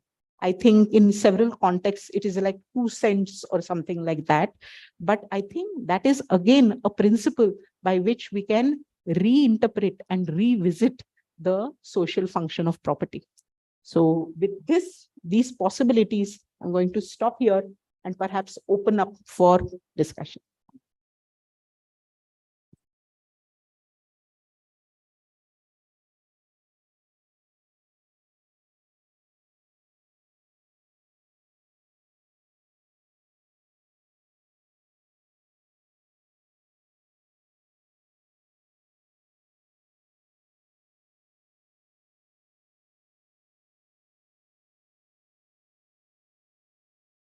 Thank you so much, ma'am. In fact, your last few messages reminded me of an upanyas by Bankim Chandra Chattopadhyay a long time back, where there was a plaintiff in a court and he was being charged with stealing a cow. And he was raising the question to the judge, who is the rightful owner of the cow? Is it the person who owns the cow, who grazes the cow, on whose land he grazes, or the person who has the milk of the cow? So I guess, our authors, great masters, have written satires long back and raised such valuable questions. So with that, we open up the floor for questions for both our speakers. And we also have participants online from Kerala, but and across India, I believe. But I believe they would take a little while to join in and ask questions. So students, faculty, the floor is yours. So Professor Mandal is starting, Gaurav. So teachers are taking a lead. Professor Khare. Can one of the students please be a volunteer and take the mic around? Oh, yes, please, please. Please sit on the tables and we'll have the mics for you.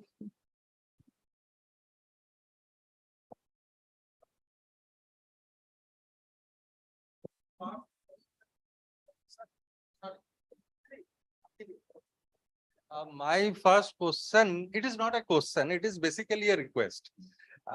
Is that in India, when you say social function of property, of course, traditionally in tribal societies, the properties were in commons.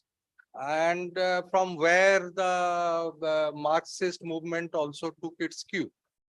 And there has been distribution to the state from where I come in 70s, there was land distribution.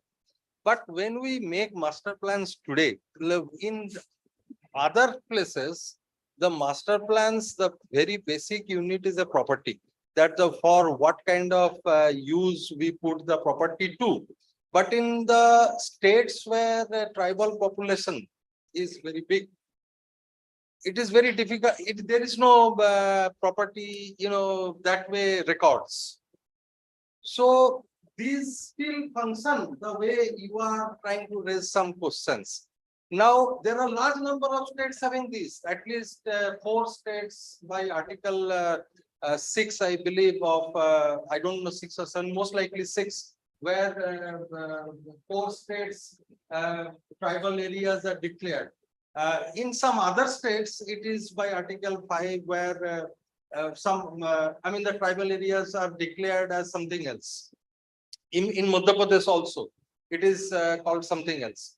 But in those states where this exists, how do you, your comments on that actually, that how do we go about looking at these state functions, then master planning for productivity?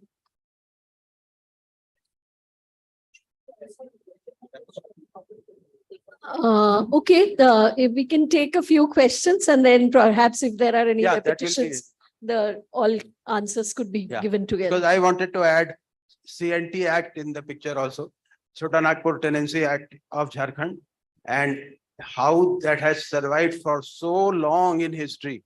And one more point which I would like to add is that, are you also saying political function of property? Actually, you have talked a lot. That is why when I was saying that Achar Sanhita lagu ho gayi. Right. More questions, please.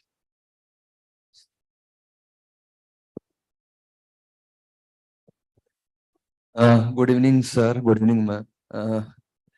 Rather than question, I have some confusion in my mind, and I'm just requesting you to help me understand. First question or first query with sir, to sir, regarding our LVC, land value capturing mechanism. One experience I had regarding the Ahmedabad Kalupur area. In the Kalupur area, the agency, local agency, that one is the Ahmedabad Municipal Corporation and then Ahmedabad Metro Corporation.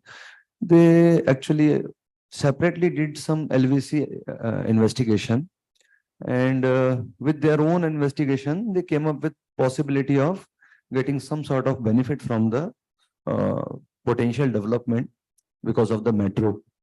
The basic problem arises that Ahmedabad Municipal Corporation came with the idea that as our area and even development permission also, we people are giving to the different proposals. So we are having right on those betterment charges, those development charges, rather than the Ahmedabad Metro. Whereas Ahmedabad Metro came with the idea that as we are doing the metro development, we have the primary right on that. At the same time, Housing Board, Gujarat Housing Board having a very big plot in the vicinity, and they came with their own proposal of development, and in which they came with idea ki whatever the additional benefit the people are going to get, accordingly, we have right to increase the value of the units, whichever they actually proposed earlier with a certain amount, but now they are interested to increase the price. So different stakeholders, government agencies having different claims, and there is no clarity ki who is actually having right to claim that particular development. A second question to ma'am, even in case of this social function of the property, the main issue regarding some of the states, some of the agency came with the idea ki vacant land tax or a sharing the property, public property, that may be the tentative ideas which can actually ensure the possibility of social function of the property. But it is very difficult to understand how, because vacant land tax has having some different interest or intention altogether. But somehow in some cases, in some places, in some articles, they came with the idea that may be helpful for the purpose. So is it really possible? Thank you. That's it.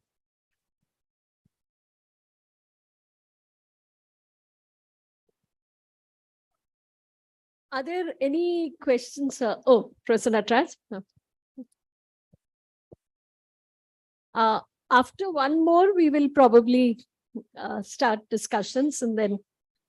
My question to Professor Pathak in particular, you have mentioned that land regularization, in fact, in Andhra Pradesh and Telangana, sometime back, there have been these two schemes. One is land regularization scheme and building penalization scheme.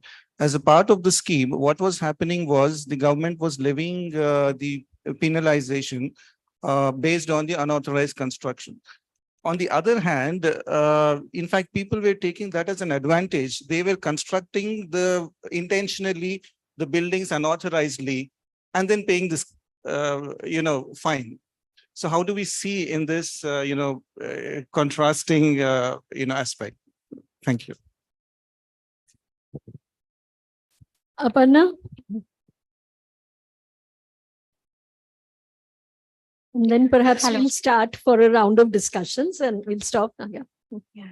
So, ma'am, looking at both the presentations and then talking about a particular thing that what I have observed is that there are a lot of these land pooling models, which are essentially not acquisitions, but they are about land assembly through what the state names it as landowners as partners in development.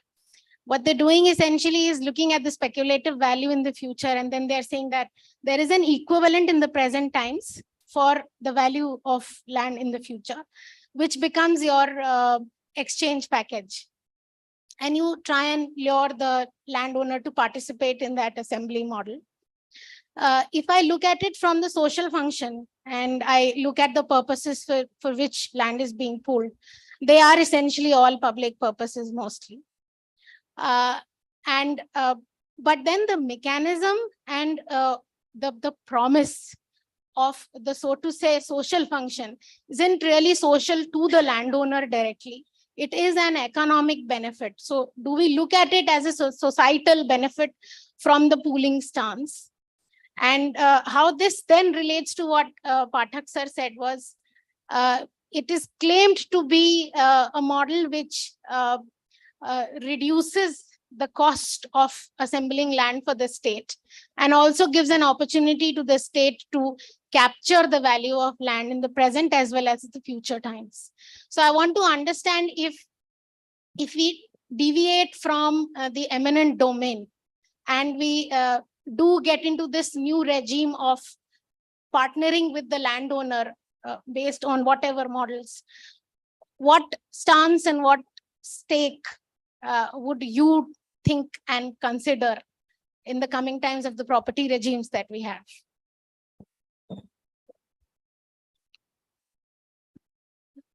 Pathak sir, please go first. I'll go in the reverse order. The first response to your question is town planning scheme is an exercise of eminent domain. There is no possibility of a landowner is saying that I will not participate. That liberty is not granted. Now, recently in Gujarat, when 70% of the landowners say, "Oh, we don't want to participate," they have decided to withdraw the scheme. But otherwise, it is an exercise of eminent domain. Only thing is a more practical way of doing things, because you are sharing the benefits of land development. You get the infrastructure land and then you return the land to the landowner who also gets the benefit of it. In the pure model of entire land acquisition, the landowner is deprived of all future benefits. He gets the current compensation and done with it. So town planning scheme is also an exercise of eminent domain. The question that you raised about the distribution of revenues is a very valid one, because usually the infrastructure agencies are not the taxation authorities. Now, the Maharashtra example which I gave of stamp duty, where the state is the taxing authority, they have then the responsibility of giving it to the metro agency, but that they have to fulfill, otherwise they won't get the VGF. So it's all tied up in those kind of things. That is also a problem when the development charges, which are normally collected by the permission granting agency, and many cases permission granting agency is not a capital investment agency, because that is done by someone else. So in that case also, how the mechanism for sharing of these revenues is worked out, that has to be decided at a stratum above these two potential quarreling agencies. No? So state government have to step in and then do that. For example, in Tamil Nadu, the revenues which the Chennai Metropolitan Development Authority gets by way of various charges, there is a provision in the Act itself that it should be shared with the Metro Waters, the water agency. So there are some of these issues, because taxation authorities are essentially democratically elected bodies. You cannot give that power to a metro authority, which is SPV, and many times it may be a private corporate agency also.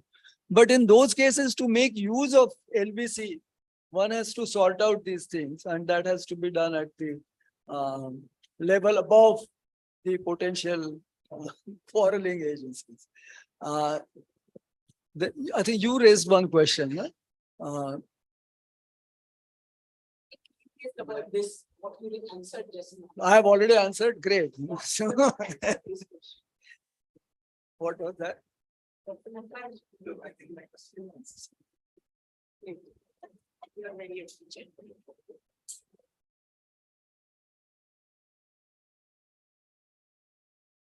No, it was working with both. So I will begin in the conventional order, but I would like to also combine both your questions, because Dr. Mandal and Ms. Dr. Khare. Okay. And I think the first step perhaps is also towards recognition that the CNT Act, somehow I think we have a mind block that, and I know this because I've also been part of a struggle in Mumbai to argue that yes, there are tribals in Mumbai. Okay. Because the mind block is basically that tribals exist in jungles. वो वहाँ पे वो जो फिल्मों में आते हैं, that kind of cities में नहीं है tribals. Okay. So to which acts apply where, how, and more than the acts, because I think all of these legislations and spaces that you talked about talk about the principle of tribal self-rule. Okay. और वो self-rule जब city में हो जाता है, तो it is whose rule? Don't know. Because in many cities, for example, in Ranchi, one will see today that all tribals are reduced to the state of slum dwellers on a land that previously they controlled. So, and I think we do need to recover some of these traditions as well. I'm not saying necessarily in the name of private ownership. right? But definitely creating statuses creatively, I'm saying, which will recognize a collective dimension, which will make space for this. And in this aspect, I'll just like to give another example where today in Singapore, they are trying to create a new commons for food cultivation in front of several of their development zones. Okay. We are busy converting all those food producing zones into units of real estate. Okay. So I do think that the more we think about sustainable cities, the more we think about cities also performing multiple other regenerative functions as well, I do think we will need to recover new and new things from our own traditions. No, I sincerely believe that we have not given indigenous touches to our overall planning framework at all. No, can we think about these practices? And they do exist in cities, except without recognition and almost in complete opposition often of policy. So whenever a development comes, and development seen as largely construction, built up kind of activities, they basically in some ways wipe out these kind of activities. We need to also recognize that there are both lives and livelihoods, both are involved. Okay, and this is again perhaps important to assert.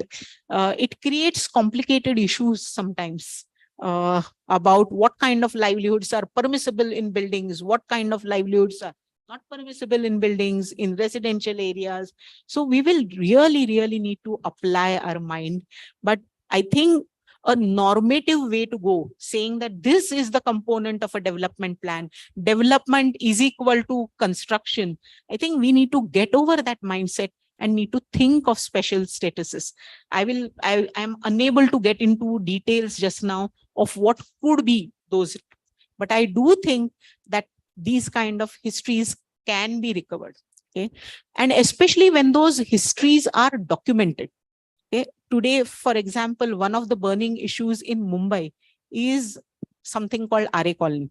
Fatak sir has a very different take on it, but I will go into the history of Are Colony, and where Are Colony was a completely tribal inhabited worked land, and they were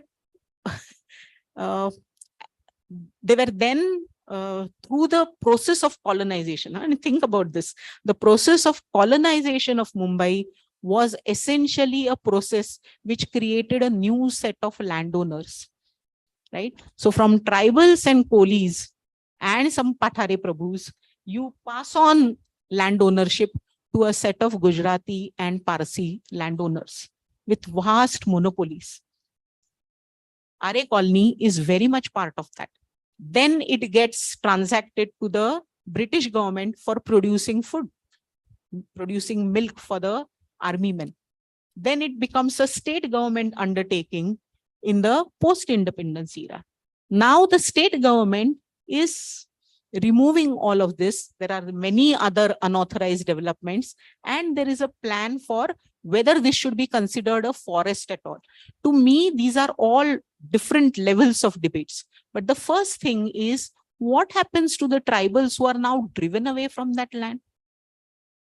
If the state which has acquired all of these lands has never ever compensated them, is there a way in which one could think about how does one bring in these categories? How does one recover these histories? Or because formally they don't exist on paper as landowners, therefore they have no way to be here, that they will still remain encroachers here. So I know these are not easy answers at all. These are not easy issues. But at the same time, how do we forget these? And if we put them away from this jungle, where do they go? What will they be? Those are also questions which should trouble us equally. And I think, therefore, I think the value of perhaps recovering some of these. No, and that's the same response perhaps that I will also give to your question, right? Because I am not claiming in any way. See, in Brazil, many of these prioritization setting happened through a revolution. Okay, and a and a city statute which is explicitly first saying that people have a right to city. Okay. We are talking about doing this through legal planning, formal mechanisms without the social context. It's very different. Yeah. I think the discussions can go on, but I think we are running a little behind schedule. So maybe a couple of more questions I didn't get any questions from the students. Anything from the students? Or are you still? Yes, please.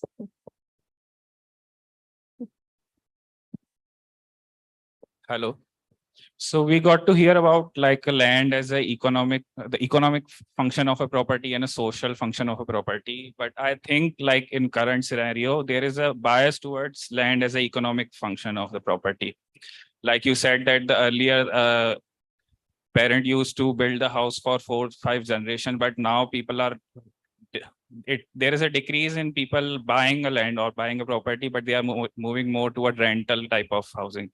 So what do you think if we move on with the same trend, what will be the losses and gains due to this trend?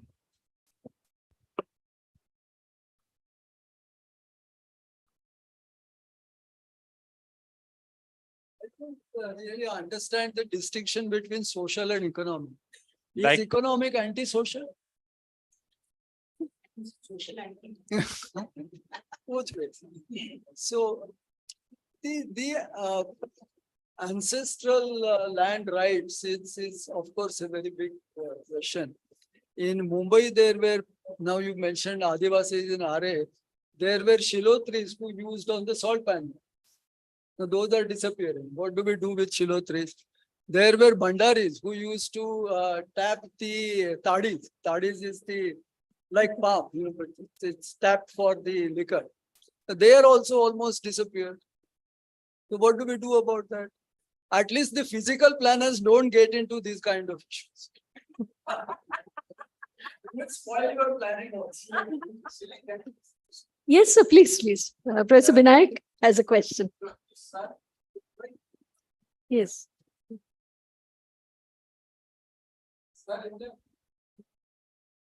In the quagmire around value capture finance or land value capture, to get away of this, do you think that ring fencing would probably a solution, since you have been showing us that that if you really look into the economics of taxation, then ring fencing would probably tell us that exactly how the market behaves and how do you, I mean, some of our headache around land value capture and value capture finance could be addressed. This is a question to you and question to Madam, is that don't you think that the building bylaws to a great extent does take care of social responsibility, social function of property? Because in our building bylaws, it is given that what sort of thing one must comply with so that it doesn't disturb the neighbor and all. I mean, this is just one example. And another example I can give you, it was given by one urban designer who came here on a jury. She told that, I will not name the bank, it's the Government of India scheduled bank. It had a park which was exclusively used by the families of those banking officials. There were 2 more central government institutions around who were prevented from entering into the market since it was done by that bank. Now, NDMC then had to, not NDMC, MCD. MCD then had to intervene and said that this belongs to MCD, and that it was some sort of municipalization of some open space, and later on it was given to, I mean, it was open to all. So this one of you in the first slide, you said socially irresponsible owner. Now, don't you think this type of resolution can probably address this type of socially irresponsible ownership of open space?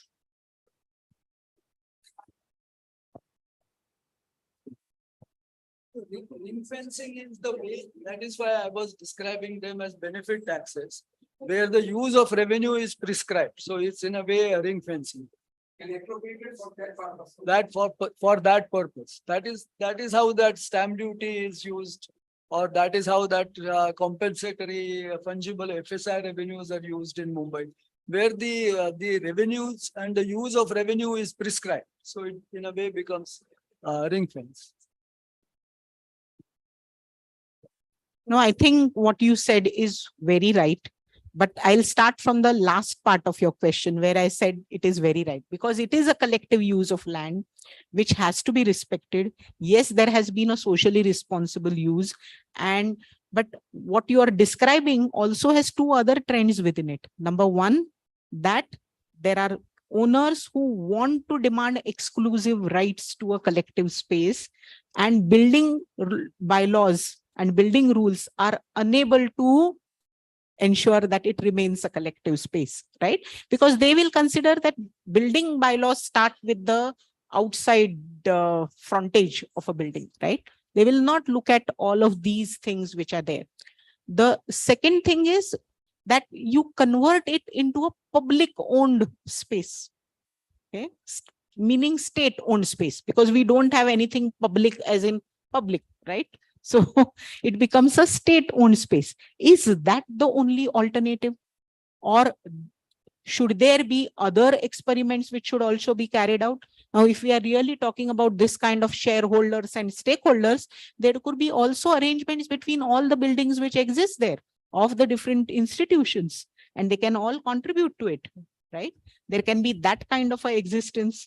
How does one remain, and how does one even open up accesses? Because I think the trend clearly is wherever it comes to collective spaces, you basically convert it into a private, or you convert it into a state-owned property. No.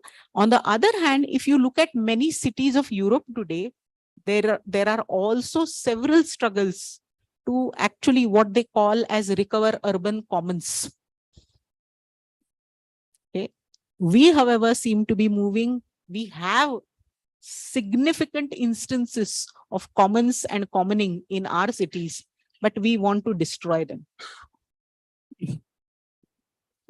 We would have ended here, but we have a question for Vidyadhar sir from Kerala. Aksa from Kila has asked, the case of urbanization in Kerala is sort of different from the cases presented, and currently with a uniform FAR of 4 in Kerala, the state offers one of the highest FARs across India. There are debates going on regarding having differential FSI. Considering this context, what do you think should be the next steps for the state of Kerala in order to capture land value effectively? I think Kerala's Town Planning Act of 2016, amended in 2021, allows for imposing development charge. But till I understand, no rules have been finalized. So it has remained in the act, but not implemented so far, unless very recently it has been put in place. So there I would argue that this is the low-hanging fruit for exploiting the land value capture. So you have the charge which is related to the guidance values or guideline values that you have for stamp duty, and define the rates based on those values to be levied at the time of granting development permission. That would be the first thing. And since you are using high FSI, you can also differentiate the rates depending upon the FSI use. Say up to 1 FSI, you have X rate, 1 to 2 FSI, you have a slightly higher rate, and above that, you have a higher rate. So that indiscriminately building very high FSI buildings will also be slightly restrained. So I think that seems to be the low-hanging fruit for you to opt for land value capture. Thank you, sir. I think we conclude the questions here. And I thank, I didn't have to do much moderation because they were a very busy and active audience and a lot of answers which happened. So with that, I now request our director, Professor Kailasha Rao, to please come up on stage and say some concluding remarks on today's lecture as well as on Foundation Day.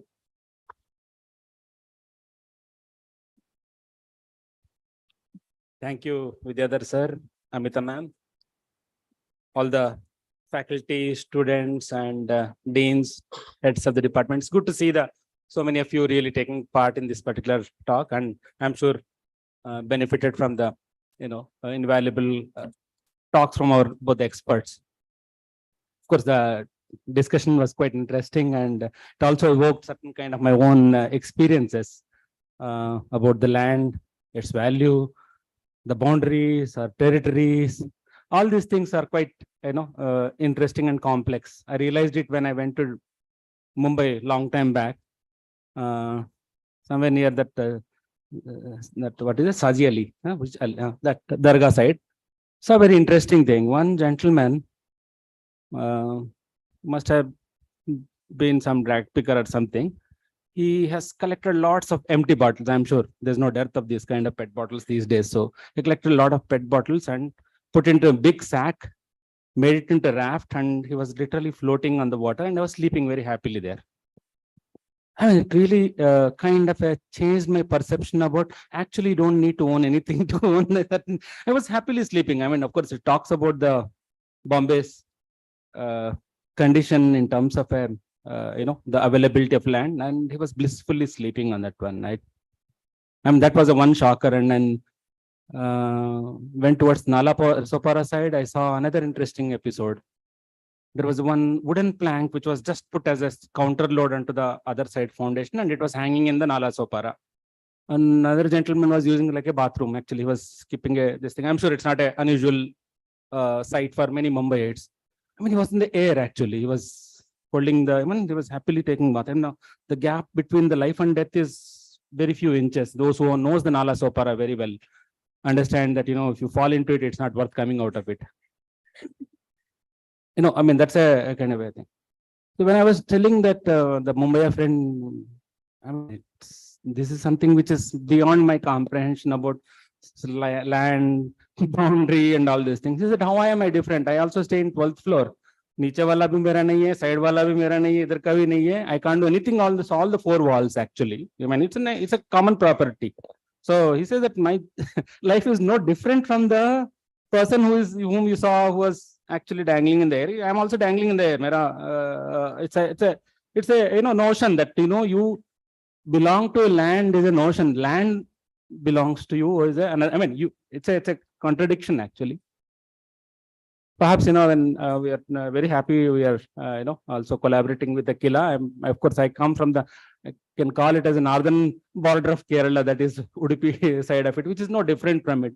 On one hand, we see this kind of a huge skyscrapers which are coming in places like Cochin, and people are really fighting for not just whatever the FAR or FSA there, this thing, TDR also there. You have a huge skyscrapers happening, and just adjacent areas, the rural world is completely different. I don't even call it as a tribal societies or tribal world. It is, in fact, I have a first-hand experience of buying a little piece of land next to the water body, between some of those estuaries. They call it Dakke, they call it. One side is you have a river, and the other side is a sea. I told the story why I had to buy that particular land some time back. But then I realized everything was nice in terms of boundaries, kata number, all those patta land, everything was pakka about it when I survey records are this thing. But when I went to the site to take up that land, the neighbor very clearly told that your land belongs to from that coconut tree to this coconut tree. That's it. It's very clearly. I said, how? No, he said, I tried to take out the map. He said, nothing doing. That is your tree. This is your tree. This is happening from the ages. I mean, my great grandmother, you have come very recently, so you don't tell me your boundaries. So and it is right also. In fact, you cannot make, because the moment I come with my mindset of a city dweller to put a boundary wall, it doesn't work like that. Nobody has boundary walls there. Somebody told that tree to this tree is your land, you better believe it. That's it. Because you can't really, live with that kind of thing. And the other side is the water. What kind of boundary you will build it?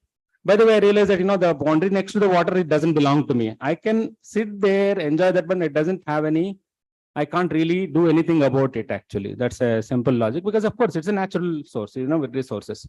Luckily, I didn't buy the adjacent property because that belongs to I mean, there is a private property, but one particular stone, which is a local Daiva, Bhuta, is the community. So on that particular day, you just can't stop anybody coming to your place because that's a deity. I mean, those who have seen the Kantara knows the strength of the Pancharli Bhuta or maybe the Guligas, how aggressive they can become. So you have a certain kind of a thing. And also towards the other side, there's another Nagabana.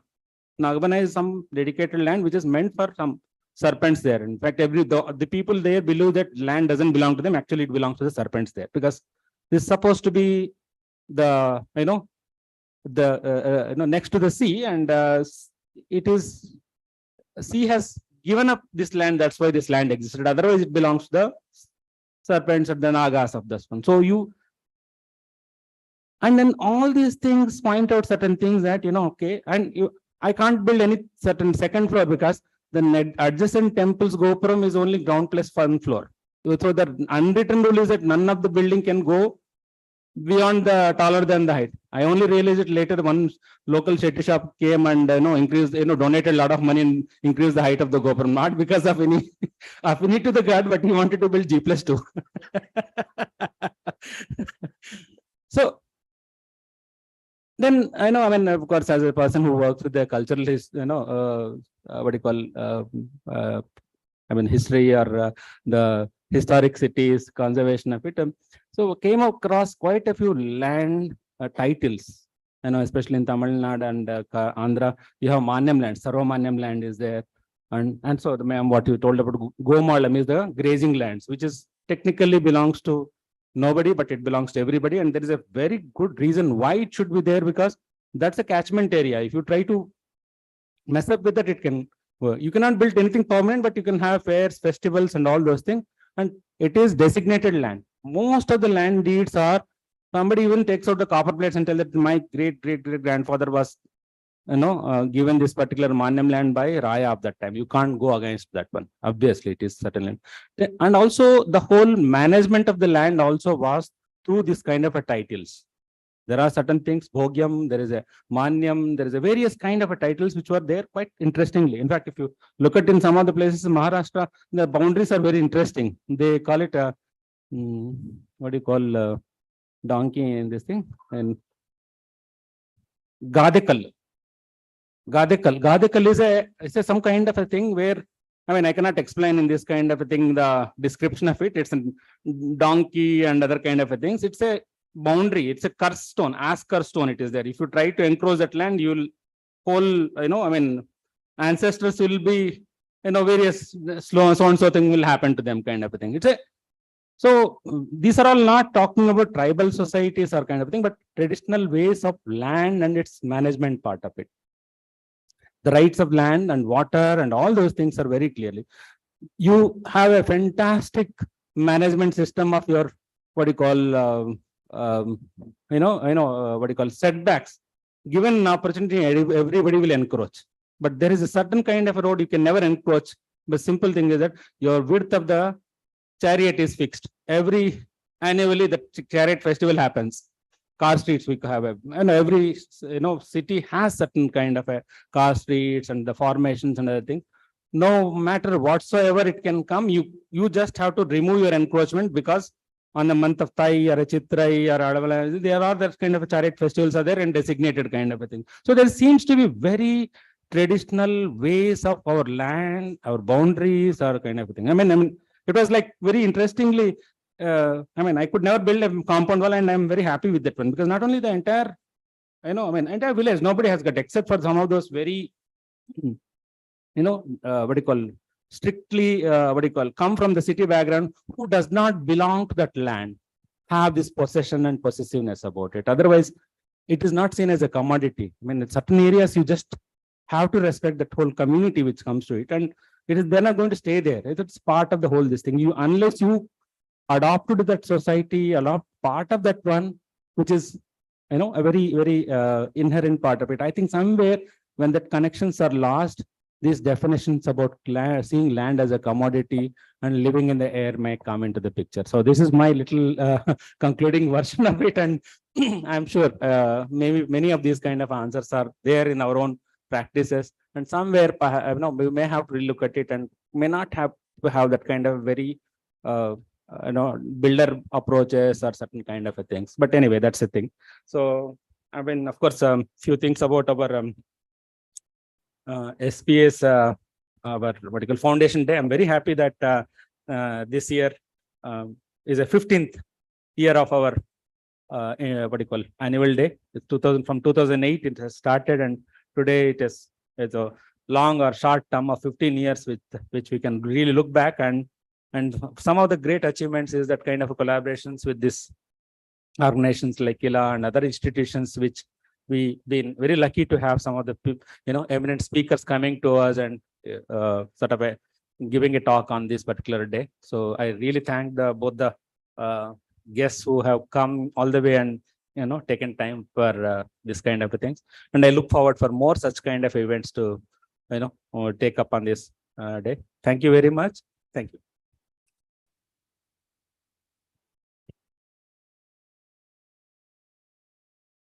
So with that, we continue to our second part of today's session. So every year when we celebrate, at least in the last few years, we have started announcing the awards for best performing girl students, meritorious girl students from the Department of Architecture for BARC. And this year onwards, we are introducing a new medal, which is for the girl student of B Plan. And the award for BARC student is in the name of Giriraj Kishori Memorial Medal, which is awarded to Suman Kumari. I request Dean Academic Affairs to introduce the awards. Very good afternoon and a very happy Foundation Day to all of you. On the occasion of Foundation Day, as Paulus has already mentioned, that we are instituting two memorial awards. One is the Giriraj Kishori Award, the other one is the Kalyani Amal Award. I have some brief details about these awards. Giriraj Kishori Memorial Award, this was instituted by SPA Bhopal, our institution, upon request of architect Ashutosh Agarwal, who is a member of BOG. I think sir has already joined online. In the name of his late mother, Srimati Giriraj Kishori. This gold medal and certificate is being given to the highest scoring girl student of BR program. Architect Agarwal has given an endowment of ₹1 lakh to the institute for this purpose, and BOG has approved this in the 32nd meeting held on 14th October 2017. First award was given in the year 2018, and prescribed guidelines were observed and followed in selecting the recipient of this award. And this year, this award goes to Ms. Suman Kumari, who has scored 8.60 CGPA. I think the student has already joined online. If we can see on the screen. I request our director to give away this award online. Sir, we also have the hard copy of the certificates with us. Yeah, along with us.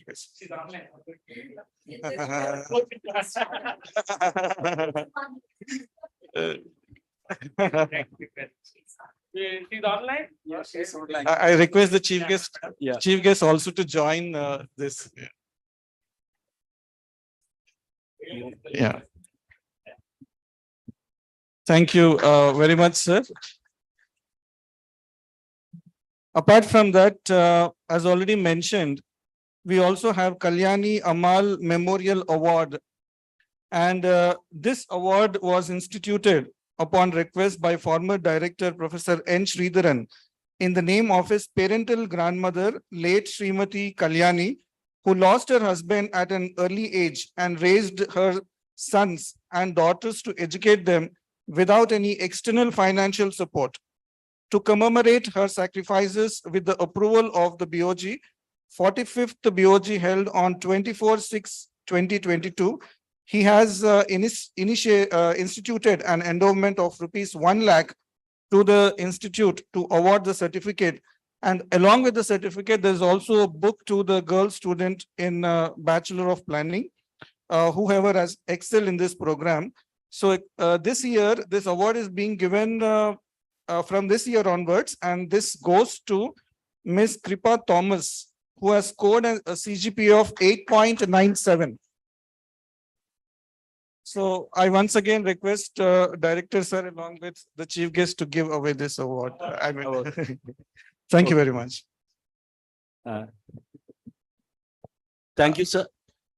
Yeah, I would also like to thank architect Ashutosh Agarwal and Professor Sridharan for instituting this award for the Memorial Awards for the Institute. Okay, with that, we would continue to present a small mementos to our honorable speakers. Director, sir, please.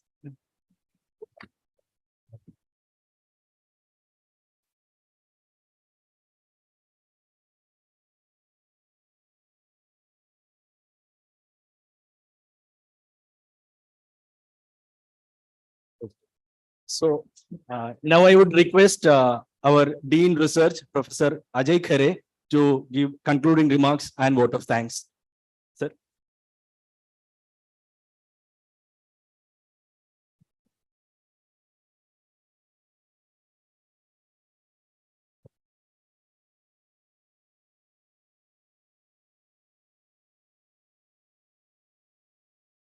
Well, in my concluding remarks, I have just to add that Madam was probably talking about Ajmer Pushkar Mahayojana.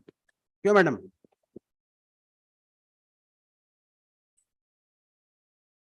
Yeah, I was just wondering that you were talking about Ajmer Pushkar Mahayojana.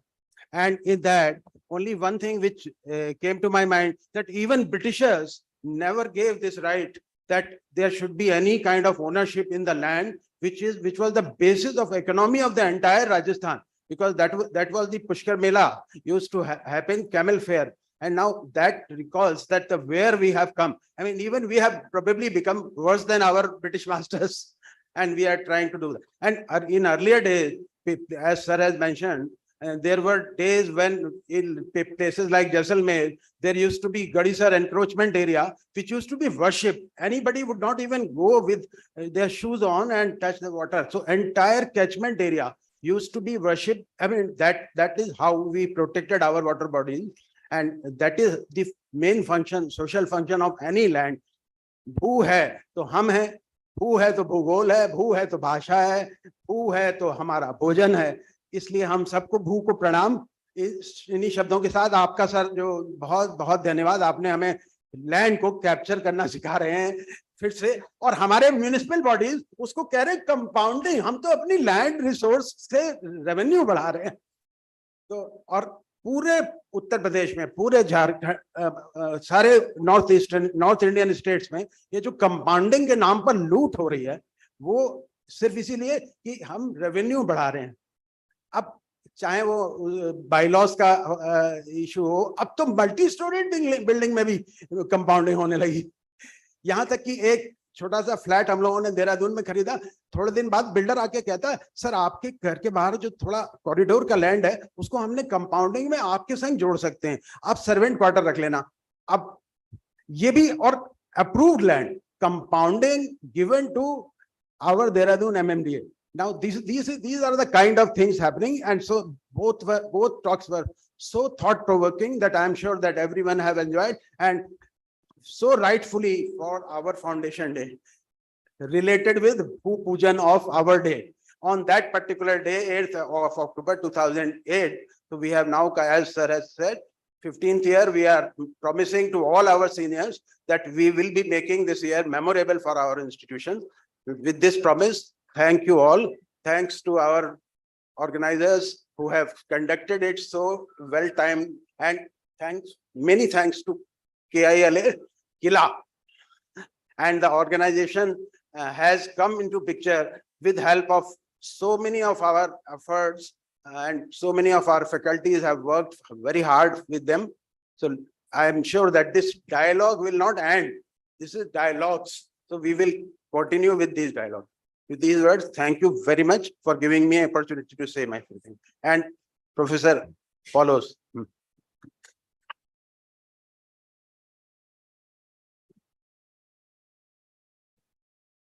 Thank you all. So that concludes our today's session. Tea is kept outside. Please join.